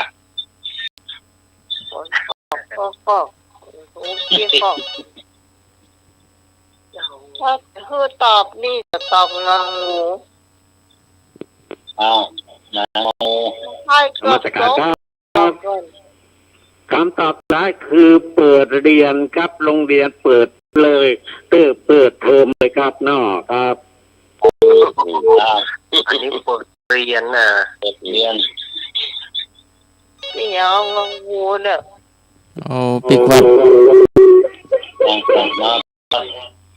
เจ้าพี่พรเอาข้องงองู ทานยาเจ้า ครับก่อนมาพี่ต่อมา อันพี่จอนนี่พูดเก่งอันภาษาไทยกันแต่ที่นี่บ่เก่งเกือบโตกินยานะ ยานะ กินยานะ ยาเนี่ย ไว้เด้อไว้นี่ก็เราฟิวหูเรื่องไว้ ยาเนาะ จะขึ้นเหรอ จะขึ้น ค่ะก็ทานยานั่นแหละค่ะ ครับ แล้วเหมือนที่หนุ่ยบอกอันหมอถามว่า ไปแฟนผมไหนไอ้หนุ่ยถามหมอแฟนผมไหนวะแฟนมันไม่ไหนไปกินยาไอ้หนุ่ยว่ากินยาหมอ ไอ้บ้าสุกูอ่ะ ได้ เอาอย่างนั้นเลยเราไม่ก่อน เฉลยเนาะ ครับ กอไก่นี่ลำดับเนี่ยก็ลำนี่ก็เป็นสามัญแต่ละดับเป็นเอกเป็นวรรณยุกต์เอกเกิดเป็นวรรณยุกต์เอกเรียนเป็นวรรณยุกต์สามัญเป็นเอกสามัญวันเป็นคอควายวันเป็นสามัญหยุดเป็นเอกนะก็เป็นสามัญเอกแต่ทานกับยานี่มันเป็นสามัญเป็นคู่เนาะทานยาเหมือนกับมันแต่ก่อนมันมีผีบ้าคนหนึ่งมันเป็นบ้าแล้วก็อันเขาก็อันเอาไปไว้โรงยาส่วนตัวโอ้หมอ3 วันแรก4 วันแรกหมอห้องมาถามว่าถ้าคุณออกจากโรงยาไปคุณนี่อย่างคุณก็จะเอาโป่งมายิงกระจกโรงยาได้ถามว่าบอก30 วัน3 วันกับว่าน่ะโอ้ยเอาคนยิงโรงยากระจกโรงยาแล้วนะว่าหมอเบอร์ออกเป็นปีแล้วอ่ะตอนนี้ความประพฤติมันก็เปลี่ยนไปหรอกนะมันก็เปลี่ยนไปนะความประพฤติมันนะโอ้กินยาเรียบร้อยแต่งตัวก็เรียบร้อยอู้จาก็ดีมีเหตุมีรักมีการนะโอ้หมอว่ามันแน่จะออกได้เลยแหละเลยบอกมาสัมภาษณ์แล้วคุณออกไปคุณจะไปไหนคุณจะยี่ไรผมก็ออกไปผมก็จะไปเข้าไปในแห้งเลยกะโรบินสันเนี่ยเซนทรัลเนี่ยพอพัสซ่าเนี่ยว่ามันใกล้เนี่ยมันใกล้ยาสุกุลหรอกผมก็ไปเซนทรัลแอร์พอร์ตพัสซ่าไปเข้าโรบินสันก็ไปซื้ออย่างผมจะไปซื้อเสื้อผ้ากะซื้อกางเกงวอร์มเสื้อวอร์มมาอย่างมาออกกำลังกายแบบใจครับผมจะเลาะเอาเอ็นมาแปลงหนังสติ๊กเป็นองค์มันยิงองค์ยาไม่ได้ออกทอดวันนี้ไม่ได้ออกทอดวันนี้จะดีพูดจะดีเป็นเลาะเอาเอ็นแก่แล้วล่ะเอ็นเดียวนะเดียวบอกเดียวใหม่ยังมาเวลาพูดอ่ะเอาเอ็นมาเป็นโป่งยิงองค์ยากระโจนเทียนทองโอ้มันถึงเหมือนเนี่ยเป้าหมายมันชัดเจนเนอะมันต้องมาลืมแต่มันลืมกระโจกคงแย่มันลืมที่ว่ามันจะมายิงกระโจกคงแย่มันเป้าหมายมันชัดเจนนะใช่ฟังว่ามันอยู่บ้านนะกันมันต้องนิดอยู่บ้านนะกันเนาะชัดเจนมันชัดเจนแน่นอนขนาดนั้นแต่เป็นสั้นนี่แหละมันน่าแย้งไปเป็นปีไปซื้อเสื้อแฟชั่นอีกอย่ามันเลาะเอาเอ็นมาเป็นหนักไอ้โผล่ยิงแย่ต่อไม่ได้ออกต้องหอดวันนี้จะดีมันยังอู้ถึงเราบินสันยังอู้ถึงยังอยู่ยอมการlàmนี่ยอมจนได้ยาวจนได้อะวะพอกันแล้ววันนี้เนาะมันตกแล้วอาจารย์เรารับได้เล่านิทานมันจะไปแท้ทุ่มละตอนนี้ก็เอาของปากของพอแล้วมันเน้นเครียดเนาะมันเน้นสบายเนอะรายการธรรมะใครเครียดนะฟังแล้วก็ม่วนไปตัวเนาะได้ละบางอย่างแล้วก็ได้ความม่วนหรือว่าชีวิตเราไปเอาอย่างนักเนาะบางทีเอาอย่างนักก็ต้องไปยึดไปคิดเนี่ยยิ่งหมู่เราในวัยใกล้วัย60ใกล้60วัย60ขึ้นไปเนี่ยมีตัวละครตัวนึงน่ะตอนเมื่อใดก็นึกถึงอาจารย์สมัครไอ้ละครสั้นมาซีรีส์สั้นอ่ะมันน่ะที่ของคุณเชียงใหม่เขาเนี่ยหมู่เชียงใหม่หมู่เนี่ยหมู่ที่มันแสดงเขาเนี่ยมันก็ตัวแสดงชื่ออาหยงนะมันรู้มันอะไรกันจังวะเป็นอาหยงอ่ะก็ไปโอ้ยมันต้องขึ้นถึงไปแล้วหันอาหยงปุ๊บนี่ ที่แกสมองจะน่าสีโลเลยแหละเหมือนกันเลยอ่ะ เป็นละครสั้นเนาะ เวลาพอสั้นพอเนี่ยชื่ออาหยง กำเมือง แล้วเขามาสนใจปู่เนาะไอ้ปู่ก็ดีไปน้องอย่างนั้นนะมาสนใจเขาสนใจก็อันอาหยงแล้วเขาอาหยงปู่ปู่ไปดีแกสมองจะน่าสีโลละแล้วพอได้อาจารย์เนอะมีแรงก็ไปพอ ได้ มันถึงออกตลอดอ่ะก็เห็น ตายแล้วมัน ปู่ดังเลยนะโอ้อนาวินอันเดิมดังเลยเพื่อนอ่ะแต่พอถึงมีหมู่เนี่ยเจ๋งมูลูกไปมานะน้องมวยเขาได้อยู่เนี่ยน้องหญิงไอ้เพื่อนเขาอยู่นี่หมดอ่ะวันนี้ก็ขอทำรายการนะครับจากท่านผู้ฟังไปก่อนเนอะกราบนมัสการขอบพระคุณท่านพระครูนะครับสมุวิสุวัฒน์วรกิจโจเนอะวันนั้นก็เปิดเพลงให้เต็มที่แล้ววันนั้นนะครับ แล้วก็ขอบคุณท่านพระครูบดีกาสมัครยานสีโลอาหยงเนอะแล้วก็ขอบคุณอาจารย์สามเณรอรักษ์ปัญโยนันท์นะครับขอบคุณพี่สมัยสุริโยดรหัวหน้ารายการเนอะ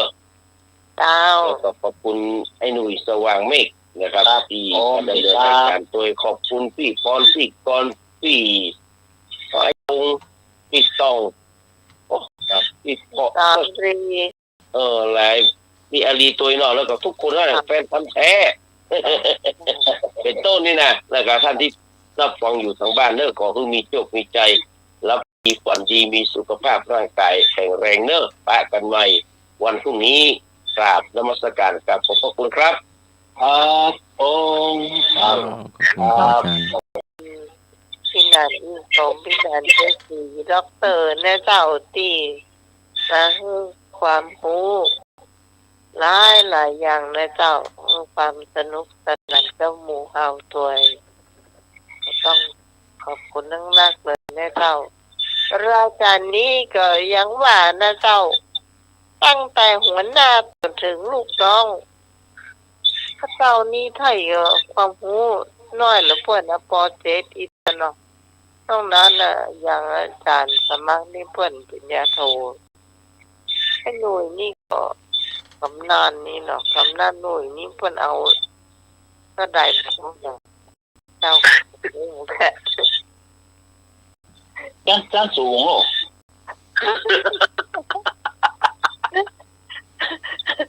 โอ้ท่านอย่างท่านสูงครับต้องตามตัวกว่าใช่อย่างอะถ้ามันอยู่ต้อยหมู่เฮาถ้ามันเป็นขาบี้นะอยู่ต้อยกันถึงบ่ได้นะบอกก่อน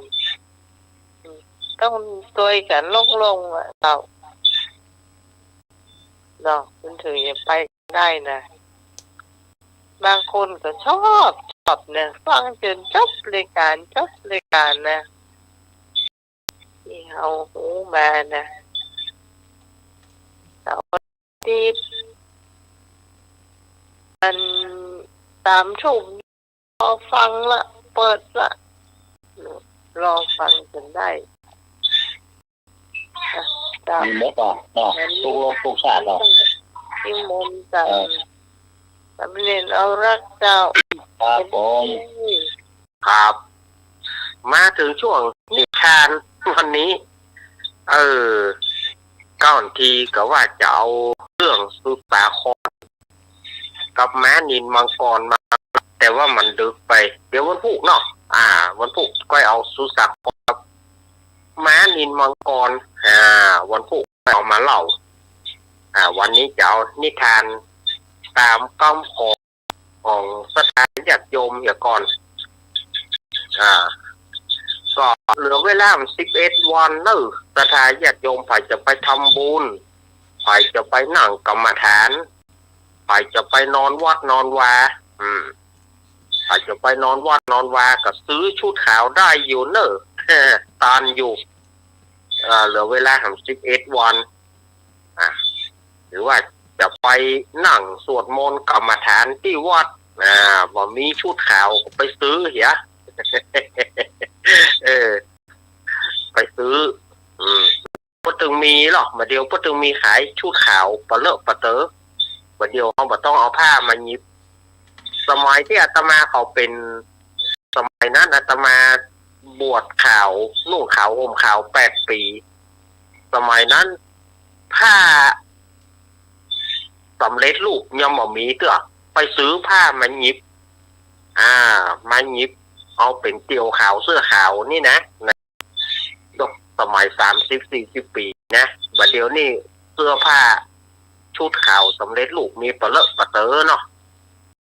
มันมาเนี่ยบัดเดี๋ยวเอาละทีนี้ก็มาเล่านิทานตามคำขอของญาติโยมเรามาปัดฝุ่นกันเรื่องของคนที่รักนี่นะเรื่องของคนที่รักนี้มันมีเปิ้นว่าเพื่อนรักเพื่อนเกลอนี่หรอเดียวกันนะสมัยแต่ก่อนต้องเตียวเอียวเปิ้นว่าเป็นบ่าวเป็นเตียวอย่างนั้นตู้ลุงนะเป็นบ่าวเป็นเตียวคืนหุ่งเต้าแจ้งเตียวเอียวสาวรับไปแหมบ้านนั้นรับไปแต่บ้านบางทีก็โดนป้นขวางพ่อง ลัดต่งลัดแนอย่างไปสมัยเปิ่นเตียวเนาะอันนี้ก็มี2 เกลอนี่นะเป็นเตียวฮักเตียวไข่กันคนหนึ่งนี่เรียบร้อยแถมคนหนึ่งนี่ใส่มันพอดีถ้ามันไปบ้านเปิ่นมันเบาอย่างก็อย่างหมอนี่ถ้าอย่าถือกระถาเมียวดำกระถาเมียวดำนี่เต้าที่ถามเขาที่เขาเฮียนมาเขาบอกว่าถ้าไปบ้านเปิ่นแล้วต้องเอาของเปิ่นมาชิ้นหนึ่งอันยังก็ได้แล้วเขาไปเอามันเป็นยังไงมันบ่ม่วนวะมันว่านะอันนี้เปื่อนเดียวกันที่เคยคบกันมานะแต่เขาตายไปละถ้าไปบ้านเปิ่นเนี่ยมันจะต้องเอาของเปิ่นมาชิ้นอันยังก็ได้มีก้าบ่มีก้าสำคัญขอได้เอาชิ้นหนึ่งพอละถ้าเอามาเนี่ยอย่างเอามาก็บ่มีประโยชน์อะไรอย่างขอมันได้เอามาคนใดถือกระถางแมวดำนี่นะอันนี้จะแต้บะแต้หมออันนี้เต้าที่เปื่อนเดียวกันเนี่ยผู้คือฟังใน40 กว่าปีละที่เปื่อนเดียวกันหมอนี่มันเป็นคนขี้ลักมันไปที่ไหนมันก็ต้องไปลักของเปิ่นนั่นนะก็เปิ่นจะไปเหี่ยวสาวบ้านไหนมันก็จะไปบ้านนั้นนะมันก็จะไปตัวเปิ่นนะแถมคำก็มันหูข่าวว่าเปื่อนมันจะไปเหี่ยวเขาก็ติ๊กมันบอกให้มันหูแล้วนะพยายามว่าบอกอู้กันแยวละบอกให้มันหูละเพราะว่าผมไปตัวแต่ว่ามันก็หูจนได้ปัจจัยคนขี้รักนี่นะมันก็หูจนได้บอกมันก็ไปมันอยู่บ้านเหนือแล้วไปหาเปื่อนมันบ้านใต้บอกเที่ยวที่คอยไปเอียวแกบอกไปลูกบอกไปจะได้ห้าหูแล้วว่าชิงเขาจะไปห้าเขาไปตัวห้าเขาไปเจอไปตั้งนั้นรอเจ้าหมูบอกไปตั้งนั้นกี่อย่าไปไหนห้าเขาไปทางอื่นเอาบ้านอื่นห้าก็จะไปบอกว่าจะไปเอียวที่ไหนมันก็จะไปนั่นนะเปื่อนคนนั้นก็พยายามลบไปลบมาลบไปลบมาว่าอย่าให้มันเปลี่ยนใจนะ แต่มันก็บ่เปลี่ยนใจลบไปเหนือมันก็จะไปเหนือลบไปใต้มันก็จะไปใต้ถ้าจะไปจนได้จนเป็นขอบอกอย่างหนึ่งว่าถ้าชิงไปเนี่ยขอชิงจะไปลากแต่อย่างของเปิ่นได้ก็ ได้ได้เกียรติของลูกพ่อใจได้บ่มีปัญหา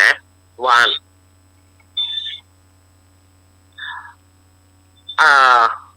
แถมคนหนึ่งคนที่จะเอาไปนะเอาอย่างนี้เนอะ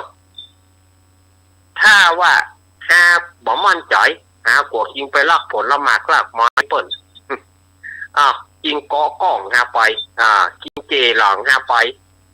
ต่างบ้านอาตมาห้องเจหลังบางที่ก็เกาะกล้อง บางที่ก็ห้องว่าเกาะกล้องบางที่ก็ห้องว่าเจหลังยิงเกาะกล้องหาไปนะและต่างนั้นเนี่ยมันเป็นป่าหอมเปิ่นมันเป็นส่วนหอมหากวกิงไปลากของเปิ่นนะพอถึงส่วนหอมเนี่ยหาจะเอามือฮาดคอคิง หาจะเอามือฮาดหาจะเอาบ้องแขนฮาดคอคิงแสดงว่าหาบัลลากของเปิ้ลนี่เนาะมันก็เอาไปไอ้ตัวนั้นก็ยอมแม่จะหายใจแกนแกนอักมันก็ยอมเพราะว่ามันกลัวไอ้เปื้อนมันไปลากของเปิ้ลนั่นนะทีนี้ถึงเวลามันก็มาตามนัดนั่นนะกินข้าวแรงแล้วหรอกผิวปากวิดสมัยแต่ก่อนนี่ก็จะมีเอกลักษณ์ของมันเราผิวปากแกร้องเพลงแกเนี่ยบางคนก็มีซึ้งบางคนก็มีตะล้อมันจะมีเอาไปเอกลักษณ์มันถ้าจะไปกู้เอียวเปิ้นเนาะกู้เอียวเปิ้นบางคนก็มีคุยเขาเป่าคุยไปโดยบางคนก็ถนัดเป่าใบไม้บางคนเป่าใบไม้ม้วนนะสมัยก่อนอาตมายังตานอยู่นะบางคนเด็ดใบไม้เนี่ยใบไม้แผ่งใบไม้อย่างเนี้ยเอามาเป่ามันน่าฟังทุกมันเหมือนกับลูกสมัยก่อนนะทีนี้หมอนี่ก็มันก็มาหาบ้านเจ้าหมูมันก็ไปก็เอามันเจหลังไปเอามันเกาะกล่องไปนั่นแหละพอถึงส่วนหอมพอถึงระหว่างส่วนหอมเปิ้นมี2 ถลาบข้างนี่หรอมันจะต้องลัดกลางเบาสมัยก่อนจะต้องเตียวกลางแล้วซ้ายขวามันจะเป็นส่วนหอม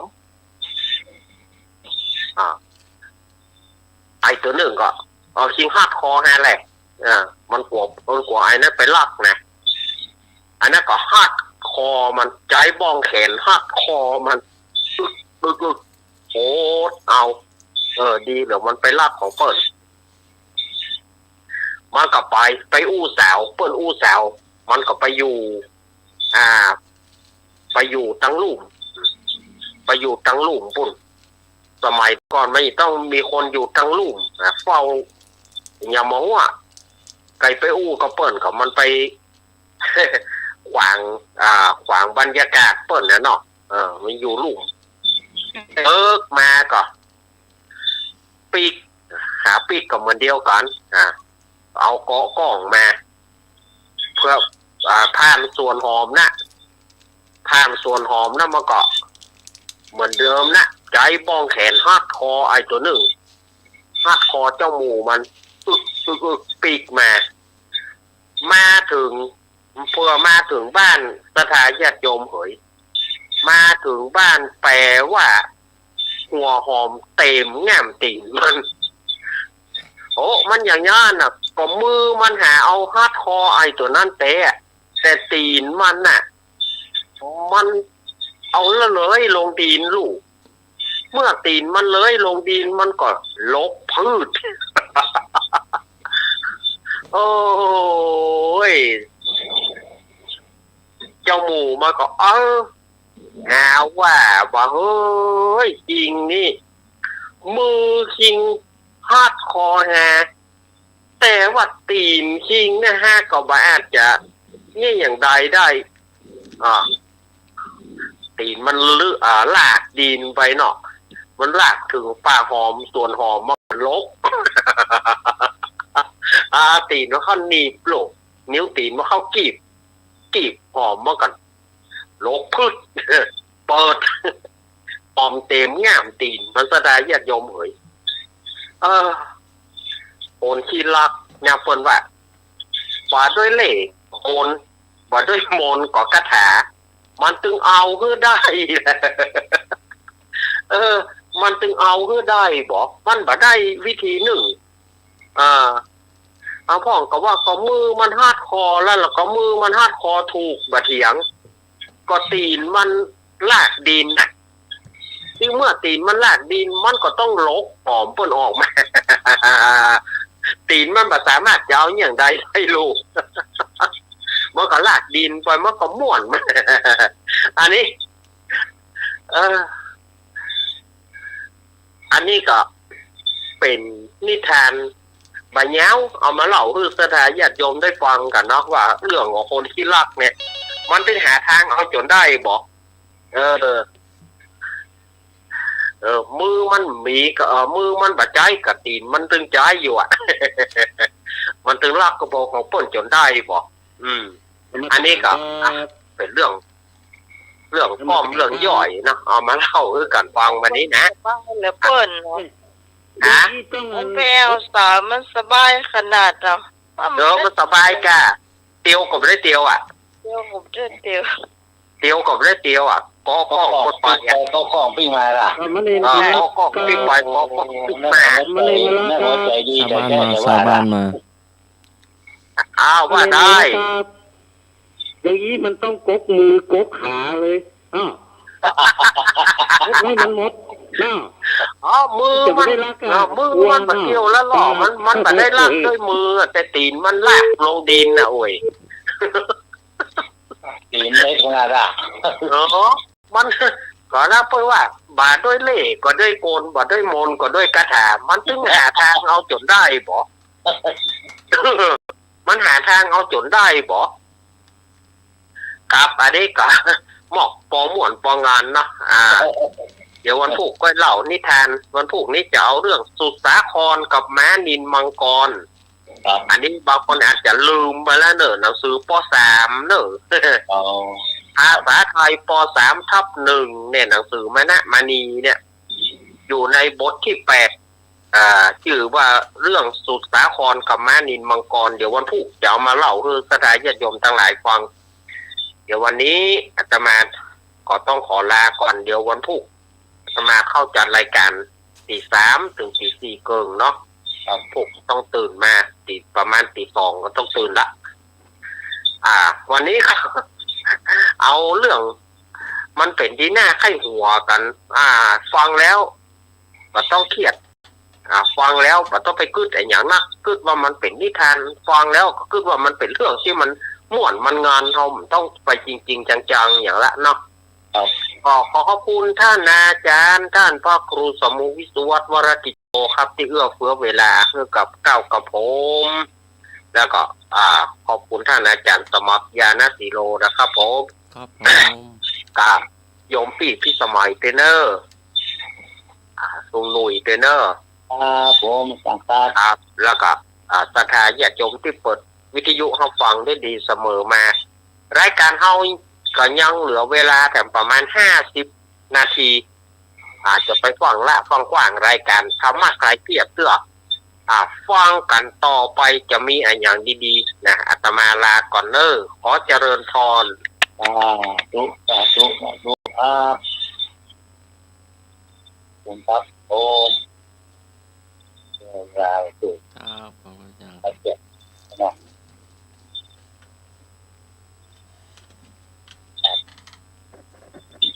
เกือบไปเป็นไ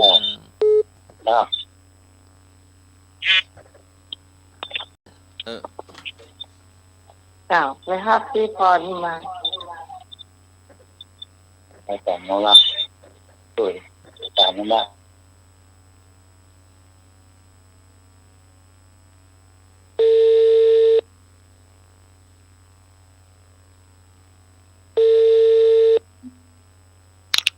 เจ้า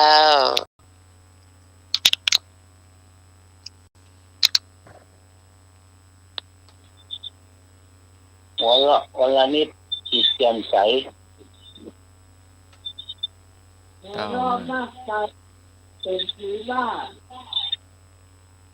ทุกวันจิตแจ่มใสแม่มาแล้ว ครับเดี๋ยวเคยหนุ่ยว่าตะกี้หัวเราะวันละนิดจิตแจ่มใสครับ หัวเราะมากไประวังเป็นผีบ้า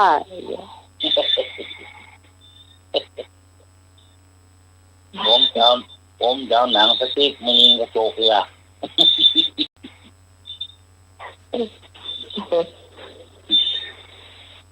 ไอ้หัวดังๆครับคิดแล้วก็พระพุทธเจ้าว่าเกิดมาเป็นคนมันทุกข์แท้นะครับทุกข์เพราะว่าศีลทุกข์ตอนแบบนี้ ท่านมาถึงยังท่าน ครับ เอาแม่มาหน่อย ฮัลโหล แม่มาแล้วแม่เงียบไป ก็ประตูรถละ ลงรถอยู่ได้มกจ้ะ ตัวมัดอะ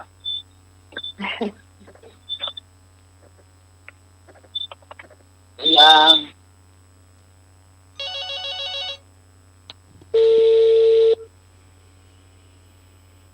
ฮัลโหล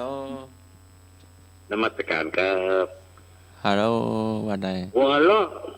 นั่นระวังนะขากันไกลค้างนี่รับรองอ่ะขากันไกลค้างแล้ว แม่พร เอาออกมาได้เนื้อ ได้ยินยังแม่ฮัลโหลฮัลโหลฮัลโหล ไปพักสายน้ำใหม่จะได้นี่ ในตัว พี่พรพักสายตัวเก่าพี่พรวางก่อนพี่พรวาง ก็ไม่พ อาจารย์สมัครไปครับ ไม่ได้ พี่พ พัก รวางก่อน ก็ไปรับสายมันก็พักอัตโนมัติอะมันเลยกดพักกดแพ็กเนาะโทรไปก็แม่รับสายนะ พี่วางได้ละไอ้พร มายังแม่โทรศัพท์เป็นไงบ้าง ได้ยินแล้วยังจ้า เพิ่งมาได้ยินแม่โทรสามรอบแล้ว ครับ โทรศัพท์ นะครับ โทรศัพท์เมื่อยกะไปหาหมอกัน ได้ยินคำเดียวหันเนาะหายใจไปหมด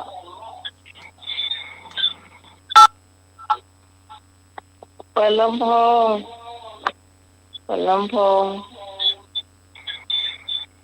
ที่เปิดก่อนได้ยัง แม่อู้คำเดียวแล้วก็เงียบแซบแล้วก็กดโทรศัพท์ ที่ตอบปัญหาตอบยังได้เลย ครับนี่กะตอนโทรได้ง่ายครับมีอีกของเนาะ เอาต่อไปเป็นอะไรอย่างเป็นอยากกินข้าวหรือว่าไปกำบะเกาหรืออะไรอย่าง มีเหล้าเจียก่อน เจียกะ หนึ่ง เจียกัน เจียเนาะเจียคนจะกินแค่เนี่ยมันผมใกล้ๆผมใกล้ๆอย่างนั้นเป็นอ่านว่าจะก็คือจะปรึกษาที่แพทย์บ้านเป็นหมอก็พอเอาเป็นธรรมดาหน่อยอ่ะถ้าอยู่บ้านคนเดียวเนี่ยอู้กับประตูอู้กับหน้าต่างเรื่องมันง่อมอู้หนึ่งตูหน้าต่างอู้กับตูอู้หน้าต่างอู้กันอย่างนั้นไม่ครับธรรมดาจอกถ้าวันใดประตูหน้าต่างมันเป็นตากไปเสียก็คนอู้เนี่ยพลิกหน้าโหไม่เว้ย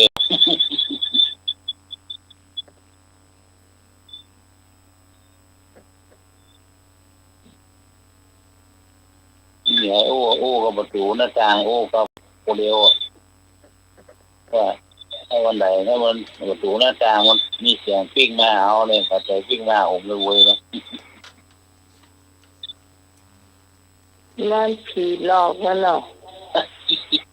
ธรรมดา พี่หลอก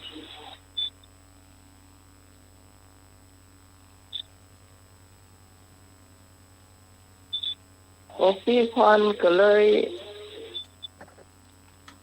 โอ้โหตาจี้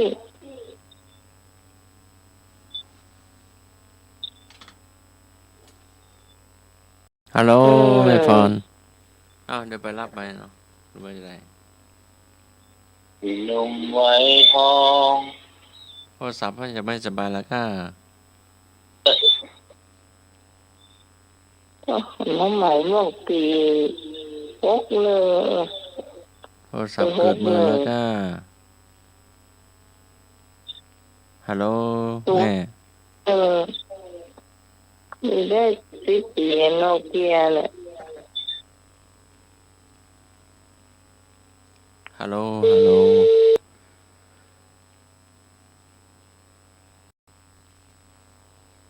เราเจ๊ะเนาะ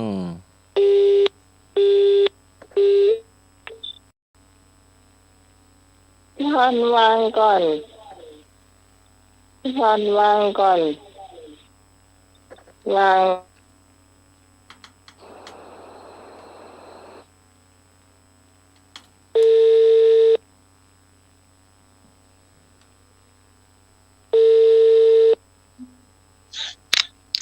เจ้า อ้าวแม่ยังดับแซบอ้าวกำมาเกาะเราเจ๊ะได้เลย ได้ยินก็พี่พร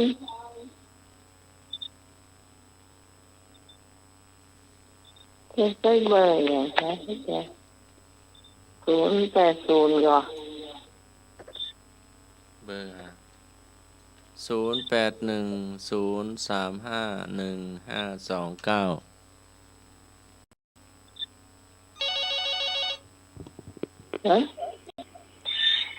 นมัสการครับมือเพื่อนใช่บดีใช่เสียละเนาะมือถือเพื่อนบดีอ่ะมันฮับมาได้เนาะครับ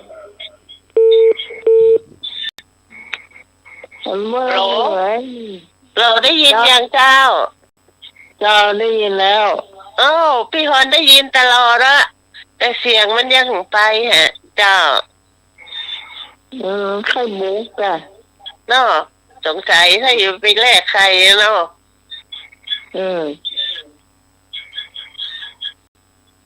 2-3 รอบแล้วพี่ฮอนได้ยินตลอดเจ้าลุงนุ้ยเล่าเสียต่อกับประตูกับหน้าต่างนั่นน่ะป้าไปปรึกษาหมอที่แพทย์แล้วก็ จ้ะ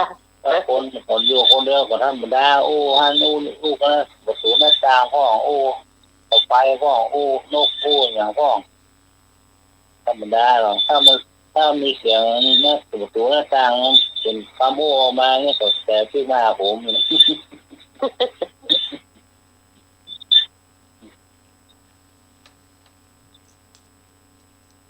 ที่แพทย์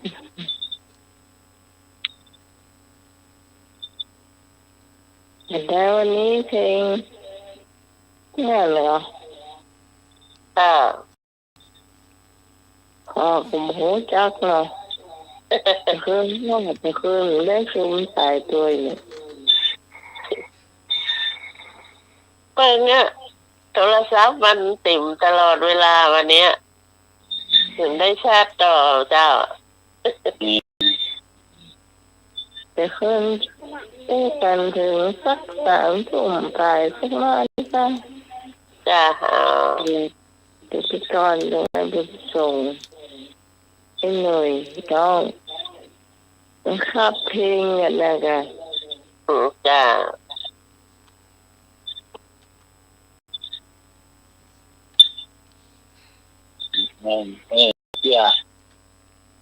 เจ้าไปกี่เรื่องเพื่อนเชื่อไปกี่เรื่องคนก่อนนี่เพื่อนบ้านใหม่หรอก จ้า ป้ากันดูเดียวป้ากันบ้านใหม่ไม่ได้ป้าเมินเนาะได้เพื่อนอยู่เขาอะไรละไอ้เงาอย่างนั้นมีมาหรอกถาม ครับ นมัสการครับ ครับผม คุณพิสมัยคัดเลือกเพลงนะกรุณาคัดเลือกเพลงกำเมืองตัวเนอะเอาเพลงกำเมืองดีกว่าม่วนขนาดเลยม่วนงั้นส่วนเล่ากันเนาะครับนมัสการครับ เพื่อนจังมันบอกเติมแต่มันต้องช่วงปีใหม่เมือง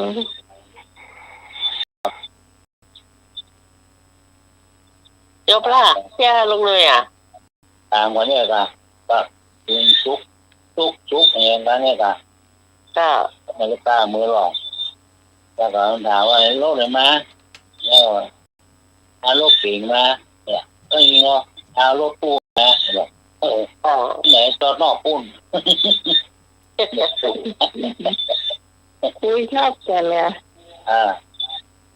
เกิดงานเรียบร้อยแล้วก็ปิดมาตรงกัน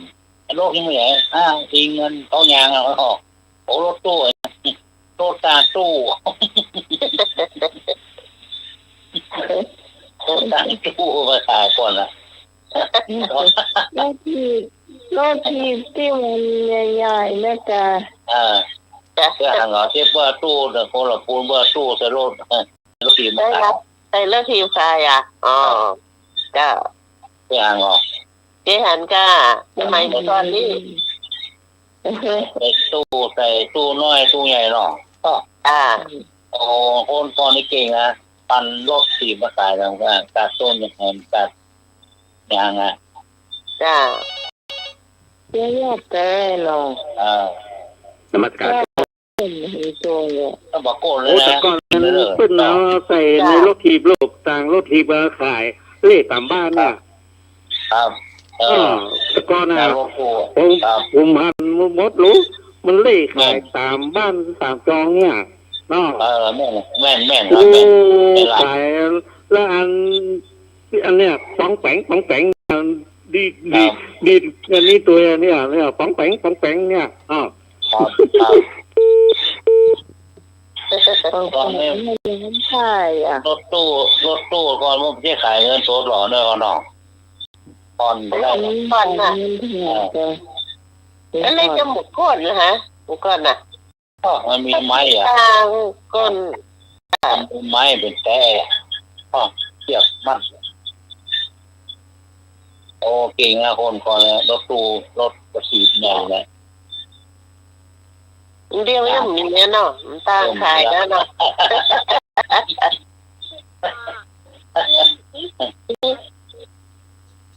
เริ่มมีละสว่างอย่างละเนาะ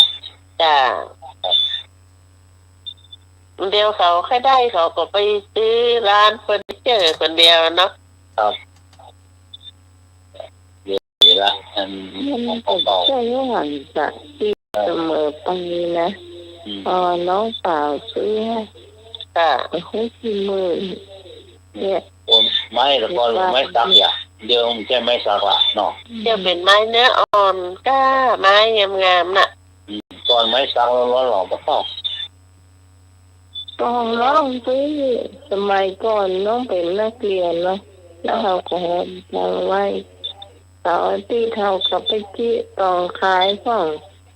เขาก็มีต้นผักลาวก็มัดขายกาดมัดอะไรเหี้ยแลกตองขายมันมีดอนนาเนาะที่ตองและแม่สอนหรอกแลบมันพูดไม่กล้าจะขายกันจำว่าปีได้400ตายต้นมะขามเนี่ยกันเก้าอี้ที่มีหันน่ะที่มี4ตัวน่ะ นี่ถึงวงอ่ะ เก้าอี้มันนี่น่ะเป็นไม้ซักแท้น่ะเจ้าโกงอ่ะน่ะที่ให้ซื้อจ้ะที่มือโก้งอ่ะที่มือวางนี่โก้งอ่ะนะมือวางโดยล้านเมื่อเขาขนลงไปตั้งหลุมแล้วเขามีติดไว้เนาะแล้วเขามาถามซื้อก็เขาจะเอาไปแกะสลักก็ถามซื้อ2,000โอ้มาขายใหญ่สมัยก่อนเขาซื้อ 450มาหาเป็นนักเรียนเลยเนาะเออ450สมัยก่อนเล่นต่อใดไปเท่า โอ้โห แปลง 4,000 บาทอยู่แล้ว มันต้องมีเก็ยิ่ง โมน สีเขียว โอ้โมนน่ะต่าง เจ็บเนาะตัวกลมที่ออยมันเอา ๆที่หนังสือตั้งรูปด้วยหรอ จ้า หนังสือดาราก็หนังสือดาราหนังสือเพลงก็บอก โต๊ะกลางกับโต๊ะกลมๆนั่นจะ ต้องเกลมต้องเกลมต้องเกล คน ม ก็คนมีชอบกินผ้าขาวหรอผ้าขาวลายดอกไม้ก็ สมัยก่อนเขาก็เป็นโต๊ะยังอันกันขายอะเนาะโต๊ะกลมนั่นน่ะ ผ้าแปลกหรอ พวกนั้นแหละเมื่อก่อนน้องสาวมันเดียวกันเสร็จไปใจแป่งกันอย่างเงี้ยพวกมาอย่างเงี้ยอันแน่นดี ในจองนั่งโต๊ะคนมีโต๊ะนั่งเติม ไม่เอาไปถ้าได้ก็เปิดห้องหรือวะไม่ฝากว่าฝากมีก้นเนี่ยล่ะ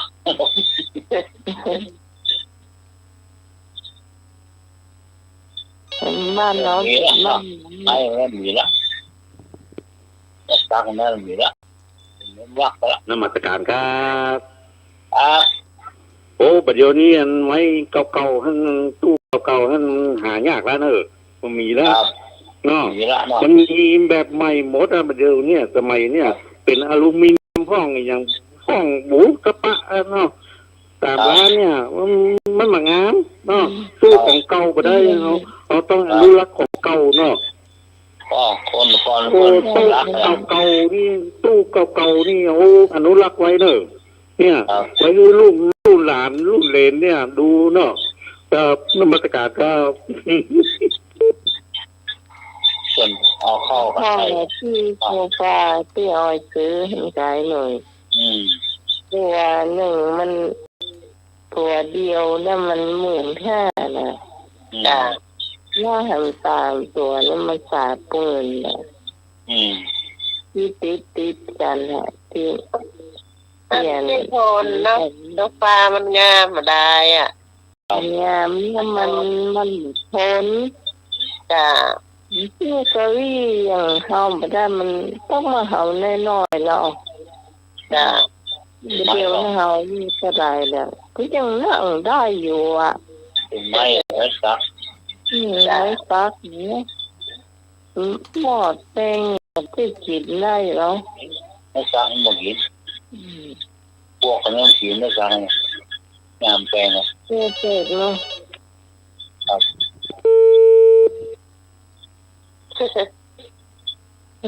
ไอ้นี่อ้อมาถามมาก่อนจะนี่อ้อถามว่าเจ้าฟังตุ้งทองเนี่ย ตามประกาศก่อน ตุ้ลกทองออกเจ้าปี2อ่ะใช่แมลงนี่ แมลงนี่ก็ออกอ่ะที่ชายเช็คไม่ยังว่าตัวเก่าได้ก่อน บัตรสวัสดิการนะพี่พรจะมาขอปูนี่ได้กะจ้ะแล้วคนติ่มได้นะมันจะมีรถยนต์อีกรถยนต์ที่เขามีรถยนต์เนาะเขาแต่ว่ารถยนต์ก็รู้หันเคยเลยนี่ฮะเขาตัดซีเท้าให้ว่าอีว่าเป็นว่าจะการบวกไอ้ยังมาถึงดินหน่อยบวกไอ้ยังถึงดิน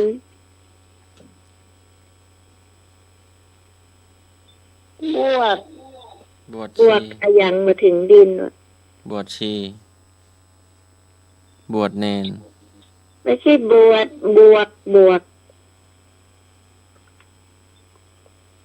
บอใบไม้หรือว่าขอไข่บวกไอ้ยังมาถึงดิน บวกอะ ฮะ บวกอะว่าอวบ ไม่แม่เป็นถามมาอย่างเงี้ยบวกยังมาถึงดิน บวกตัวโป๊กอะว่าบวกว่าบวก บวกบอใบไม้บวกตัวเพื่อกะจ้ะ บวกอะไรไม่ถึงดินนี่ บวกยังมาถึงดินว่ะ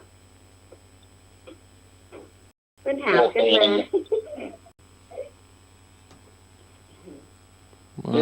ขาสั้น ยังมาถึงดินอ้อเหรอ มะขามข้อเดียว ไม่ใช่บวกยังมาถึงดินจ้ะ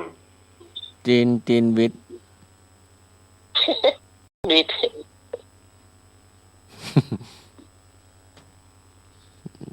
บวกยัง เท้าละอ่อน ไม่ใช่ค่ะ เยื้อบดตึงดิน ไม่ถูก เป็นคนหรือเป็นกับข้าวหรือเป็นอาหารหรือเป็นอย่าง ไม่ใช่คนแล้วก็ไม่ใช่กับข้าว เป็นสัตว์หรือว่าเป็นอย่างใบหน่อยมัน ไม่ใช่ค่ะ บวก มันเป็นต้นจ้ะ เป็นไปไหนแม่อธิบายใบให้หน่อยค่ะ เป็นต้นไม้จ้ะไม่ใช่ต้นไม้น้องไหม เป็นหยังเป็นอุปกรณ์หยัง ไม่มีอุปกรณ์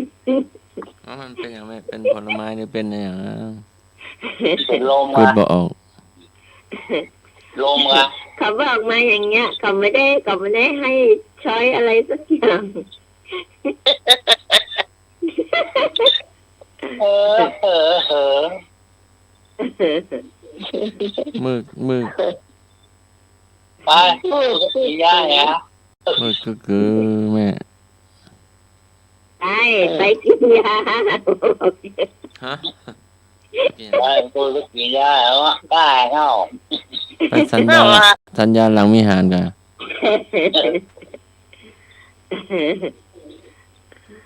เป็นแบบว่าบวกยางมาเติงดีอย่า เอาละ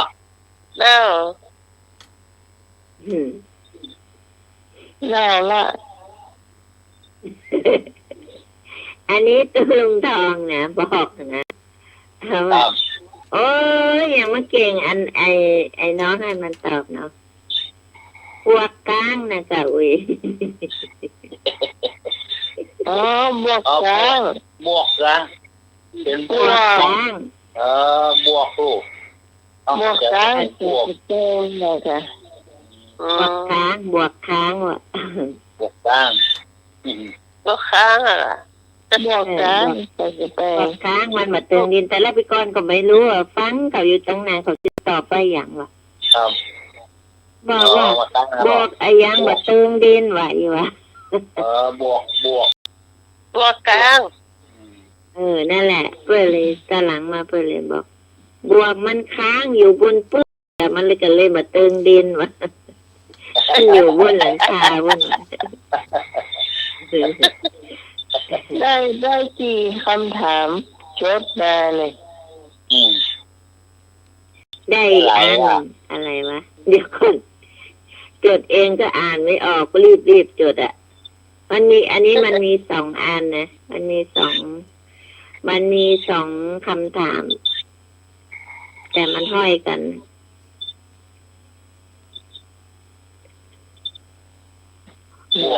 บุกขึ้นดอยบุกขึ้นดอย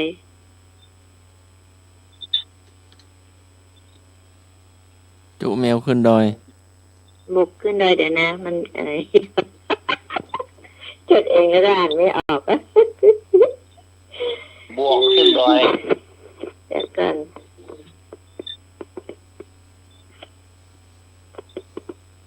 จุพน้อยไป จุไปไหนขึ้นไหน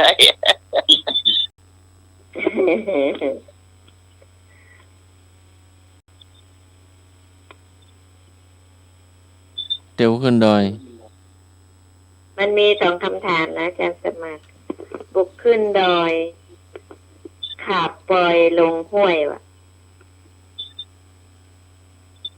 คาบฝอยลงห้วยบุกขึ้นดอยคาบฝอยลงห้วยมันมีสองคำตอบก็มีสองคำถามแต่มันห้อยรวมกัน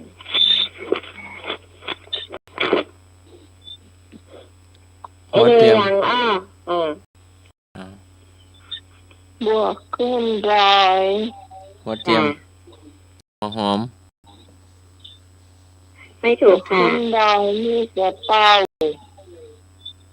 ไม่ถูกจ้ะ ไฟบอกไฟ อะไรนะหน่อย แล้วคำถามที่สองอย่างก็ คาบฝอยลงห้วย ถ้าปล่อยลงห้วย จ้ะ กุ้ง กุ้งแม่นก็ กุ้ง แม่น ถูก เล่นก็ ถูกก็ กุ้งฝอยถูกจ้ะ เนี่ย คำแรกแล้วอาจารย์สมัคร เดียวกัน คำแรกวันใด บุกขึ้นดอย บวกขึ้นดอย บอกขึ้นลอยลงห้วย จบคิด อั ว่าน นี้หมอไม่ถูกละ บุบดอยบ่ จ้ะบุกขึ้นดอยคาบฝอยลงห้วย ขึ้นดอย ไอ้น้องมันทาย แล้วตุลุงว่า โอ้มันเล่นอย่างเฮ้ยตอบประตูเฮ้ยตุลุงบอก ไอ้น้องน่ะน้องพิมพ์หรือน้องอย่างนี้น่ะ ต้องพิมพ์อยู่มุกึกเลย ใช่ขึ้นลอยไม่เอาหนาวหรอ เตาอ่ะ ฮะ เตา เตา แล้วมันจะเต่าเป็นสุกแล้ว นี่หมายว่าเต่า นี่ไหน น้ำมันก็ตายหรือเปล่าล่ะเมื่อกี้ ไม่ต้องพูดใช่ละ แต่ก็ว่า แต่ว่าใส่แล้วก็อันถ้าใส่ลงห้วยเนี่ยคือกุ้งเนี่ย คาบฝอยลงห้วย แม่ลืมครับ มันตลกอ่ะลุงว่าโอ้มาเล่นนี้เว้ยตอบมาได้ขึ้นเลยได้แค่นี้แหละแล้วมีไอ้นั่นมันถามมาอ่านว่ามันถามตุลุงให้ตุลุงตอบอ่ะ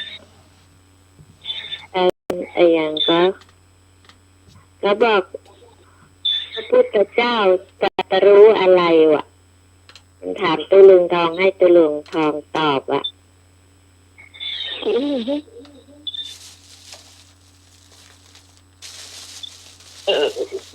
น้องพรตอบล่ะ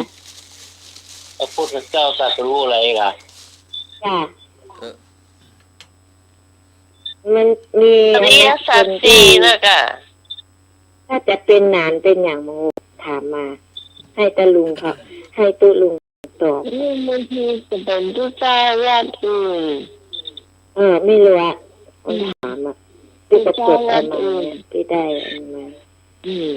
บางที ตุลุงทองก็เลยอธิบายน้องบอลปฏิบัติธรรมบอกกรรมเหรอ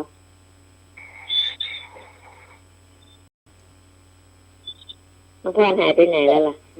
พระเจ้าตรัสรู้อริยสัจสี่เนาะ จ้านี่อย่างพ่อ มีสมุทัยมีโลกมรรค ใช่ก็เนี่ยอันเขาถามตุลุงมาแล้วตุลุงก็ตอบอยากให้ตุลุงตอบอันเนี้ย พระพุทธเจ้าเป็นตรัสรู้อะไรวะเป็นถามสั้นๆอยู่ไอ้ป้ายย่างแมวกับหมาอันเนี้ยทะเลาะกันอาจารย์เดี๋ยวจะเคยฟังในวิทยุจ้ะจดได้มาแค่นี้จ้ะจ้า อย่างอย่างไปไม่ได้ ของตัน ฮะ ของตัน ของตันอย่างห้วยอะไรไปไม่ได้ ห้วยขวาง เอากล้องอะไรใกล้ที่สุด ห้องเก้า ห้องถามว่า ถูกต้อง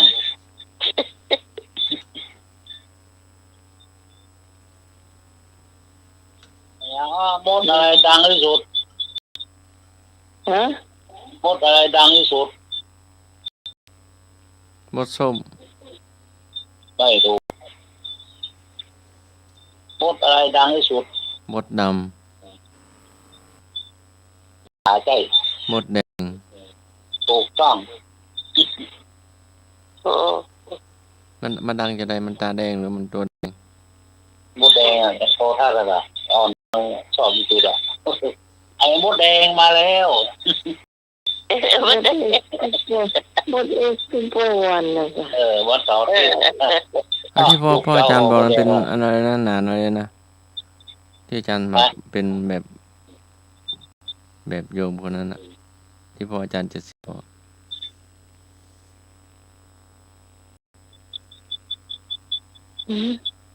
ว่าได้หรอ ที่อาจารย์สมัครอะเหมือนโยมอีกคนหนึ่งอะชื่ออะไรนะที่จะให้เป็นพออะ โอ้ยจำไม่ได้ อีกอย่างต้องเปิ้นว่าเดี๋ยวนะ ดูวันซีรีส์ ทรงทรงอย่าง เดี๋ยวถามพระก็ได้สุกเหมือนดาวอย่างสุกเหมือนดาว ไก่ทอด เฟือง มะปาง ขาวเหมือนฟ้า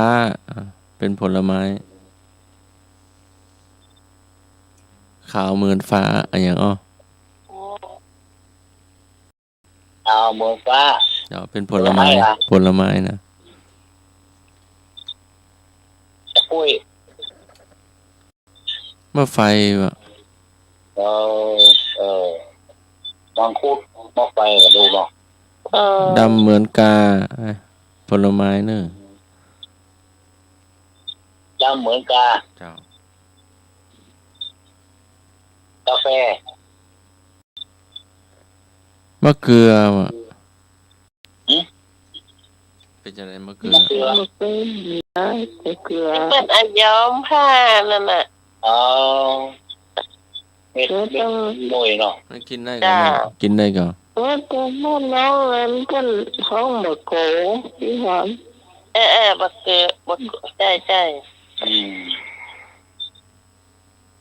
ห้องหมดโกตรงในมันกินได้นะ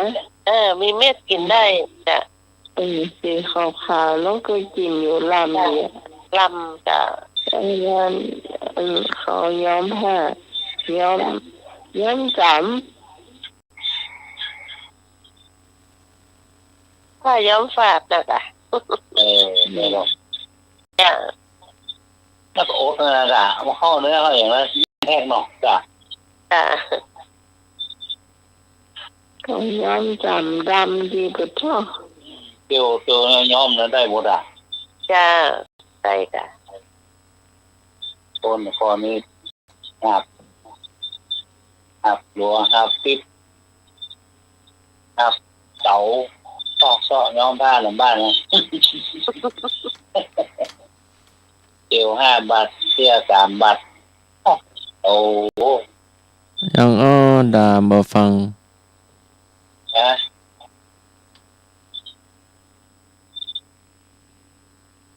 เ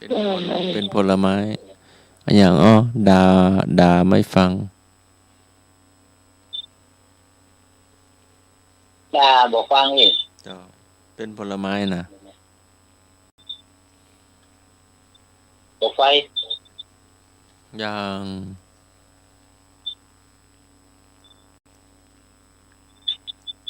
ใจบอกเดียว มะเฟือง มาดันวะเป็นจะได้มาดัน มะดัน เริ่มดำโซนเริ่มปะท้องไม่นอนเรื่องมั้งอ่ะ จ้า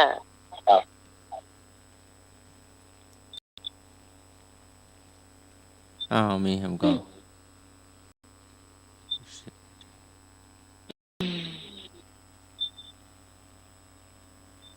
มีก็ดูจะอาจจะบอกตาม น้อง ลุงหนุ่ยกันลุงหนุ่ยทำเลย อ๋อผลไม้อะไรกินไม่ได้กินไม่ได้สักคำแกะปากก็ไม่ได้สักคำ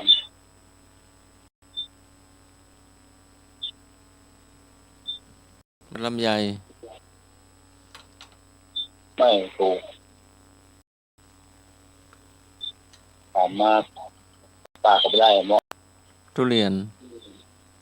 เรียนก็ไม่ถูก มะไฟ ต่อไปก็ไม่ถูก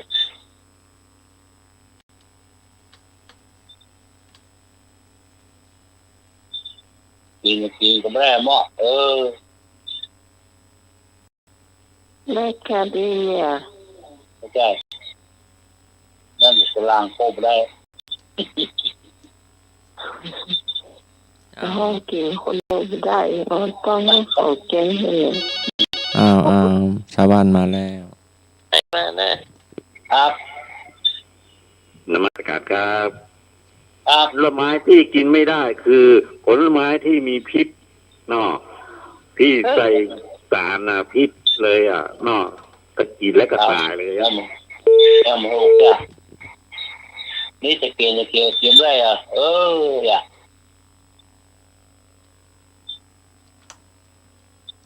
มันกิน ผลไม้เน่า กินอิ่มก่อน ผลไม้เน่าใช่ หนูกินมันได้ลูก นี่จะกินอย่า แต่หน้าก็มันเน่าอ่ะ เน่าแล้วเฉลย เอาแล้วเนาะ จ้าก ระท้อนกินได้ก็สะท้อนออกหน้าไปเด่นเลย ก็ได้กระต้อนไว้เขาจะมาหั่นกระท้อนมาเขาหยิบมะพร้าว ถ้ากินตั้งในเนาะเอาเม็ดไปนะ สะท้อนไปจะสะท้อนไปกินนี่มันต้องกินเป็นวันค่ำมันนะแล้วกินเป็นวันหนึ่ง ขาวๆปูนนอนนั่นแหละ งานกินกำเพิก มันน้อยๆแกงแกงตาตอนนั้นพริกลาดก็สูตรเอากินพริกได้นะ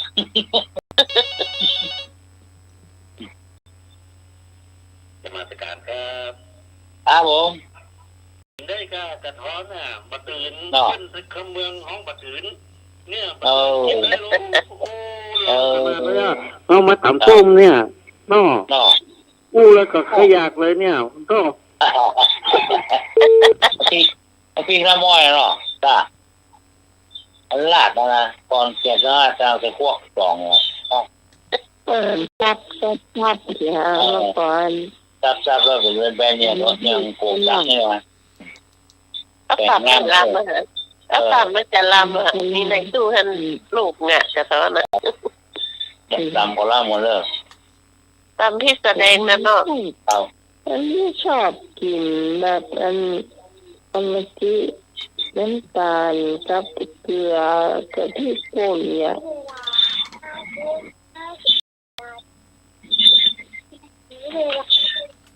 อย่างทางหนึ่งอยู่น้อง นะ อย่างผักหนึ่งอยู่หนอง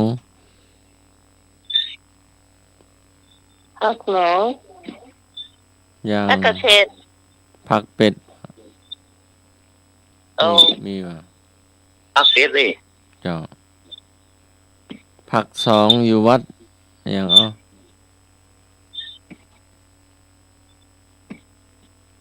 ผักสองอยู่วัดทักชี ถูกต้องผักสามอยู่ป่าช้า ผัก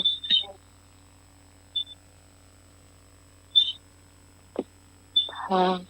ผักอะไรนะ ผักกระสังเป็นจะไงบ่เคยหันเฉลยผักกระสังเคยหันก่อน ไม่เคยเห็นลุงเลยเคยเห็นนะ เพื่อนอ่านก็มันนี่เบื่อพักสั่ง ค่ะ ผักที่สี่อยู่นา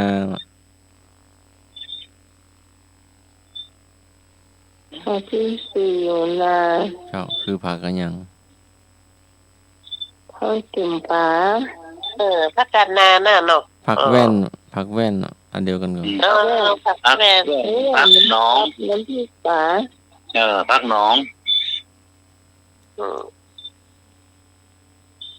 อยู่นาผักแว่น ดอกอะไรอยู่ใกล้ป่าช้า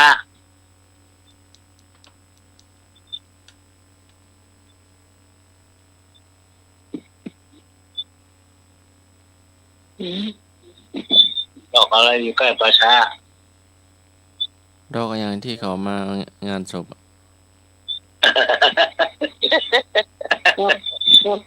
ดอกจันทร์ ถูกต้อง มาถวายมาประเคนเนาะ ครับ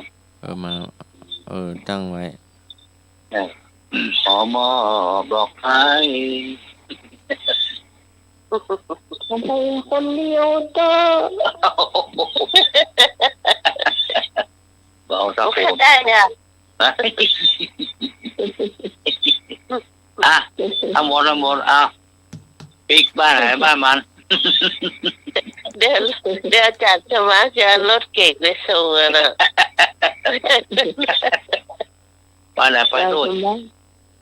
การสมัครมีรอบละหนูเดี๋ยวส่งหมายก่อนเนอะเห็นได้หรอ หมายก่อน ไม่ได้ติดที่บ้านก่อนลูกเนาะ แล้วหมายก่อน วันนี้ต้องขอบคุณอาจารย์พระครูสมุวิศวะวรกิจโจผู้อำนวยการสถานีที่เมตตาเวลาให้กับรายการของเราธรรมะไขเพื่อเจ้าขอบคุณอาจารย์พระครูบดิกาสมัญญาณสีโลรองเจ้าวาดวัดป่าหิน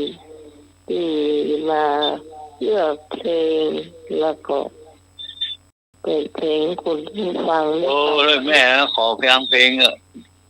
จุไอ้ซึกแม่เหรอจุเพื่อนซึกแม่ผู้เพื่อนป่วยกลางหนอก แล้วขอบคุณอาจารย์เอาละปัญญานันท์เจ้าขอบคุณไอ้หน่วยสว่างเมฆเนอะ ครับผม พรรัตนันมโนขันธ์เจ้าขอบคุณพี่นันพี่สมพี่นันดรเจสสีเจ้าที่มาช่วยในรายการม่วนเจ้าเพิ่นมานี่ก็ม่วนนะพระเจ้าผมม่วนเลยแต่ว่าเขาอยู่หลังไม้เขาผมม่วนเจ้าม่วนวันนี้ม่วนอะไรอย่างม่วนนั่นครับอาจารย์สมัครไปเซาะพิมพ์คำว่าแขนซ้ายลายมังกรอันมาขึ้นเจ้า มันขึ้นจะไม่มีแต่ละเพลงมันก็เรียงมาเป็นแหลบแต่ว่าหาลายมังกรไม่เจอ แต่มีแต่หน้าปก แต่ว่าชื่อบ่มี โอ้โหเปิดเพลงเปิดฟังเหรอที่ไหนจุไอ้ชิงมาแล้วแม่ผูกเปิดแล้วเนอะ ตลกไปแล้วตลกอาจารย์สมัครนี่นะครับไม่ว่าชายหา แต่ยาแค่ก็ยังหมูเฉยนะยังที่เจาะหายไม่มีนะแข่งฟ้าลายบอลเนี่ยเจดีเจหรอกถามนั้นว่าทำโมได้กะเนาะเป็นอย่างว่าต้องฉลาดแล้วก็เฉลียวด้วยถึงจะทันเนาะแต่ในวันนี้เจ้าบุญรักษาเทวดาคุ้มครองพระรัตนตรัยปกป้องให้คุณผู้ฟังรายการทุกคนมีแต่ความสุขเนอะวันพรุ่งนี้เราจะมาเจอกันใหม่3 ทุ่มถึงเที่ยงคืนพระเจ้าพิสังไลสุริยดอนเจ้าทั้งหลายคุณผู้ฟังไปก่อนทีมงานทุกคนตัวสวัสดีเจ้าสวัสดีเจ้าอัตตาหิปรมังปิโยตนแลเป็นที่รักยิ่งหลับฝันดีหลับเป็นสุขตื่นเป็นสุขขอกล่าวนมัสการและเจริญพรครับวันนี้ครับ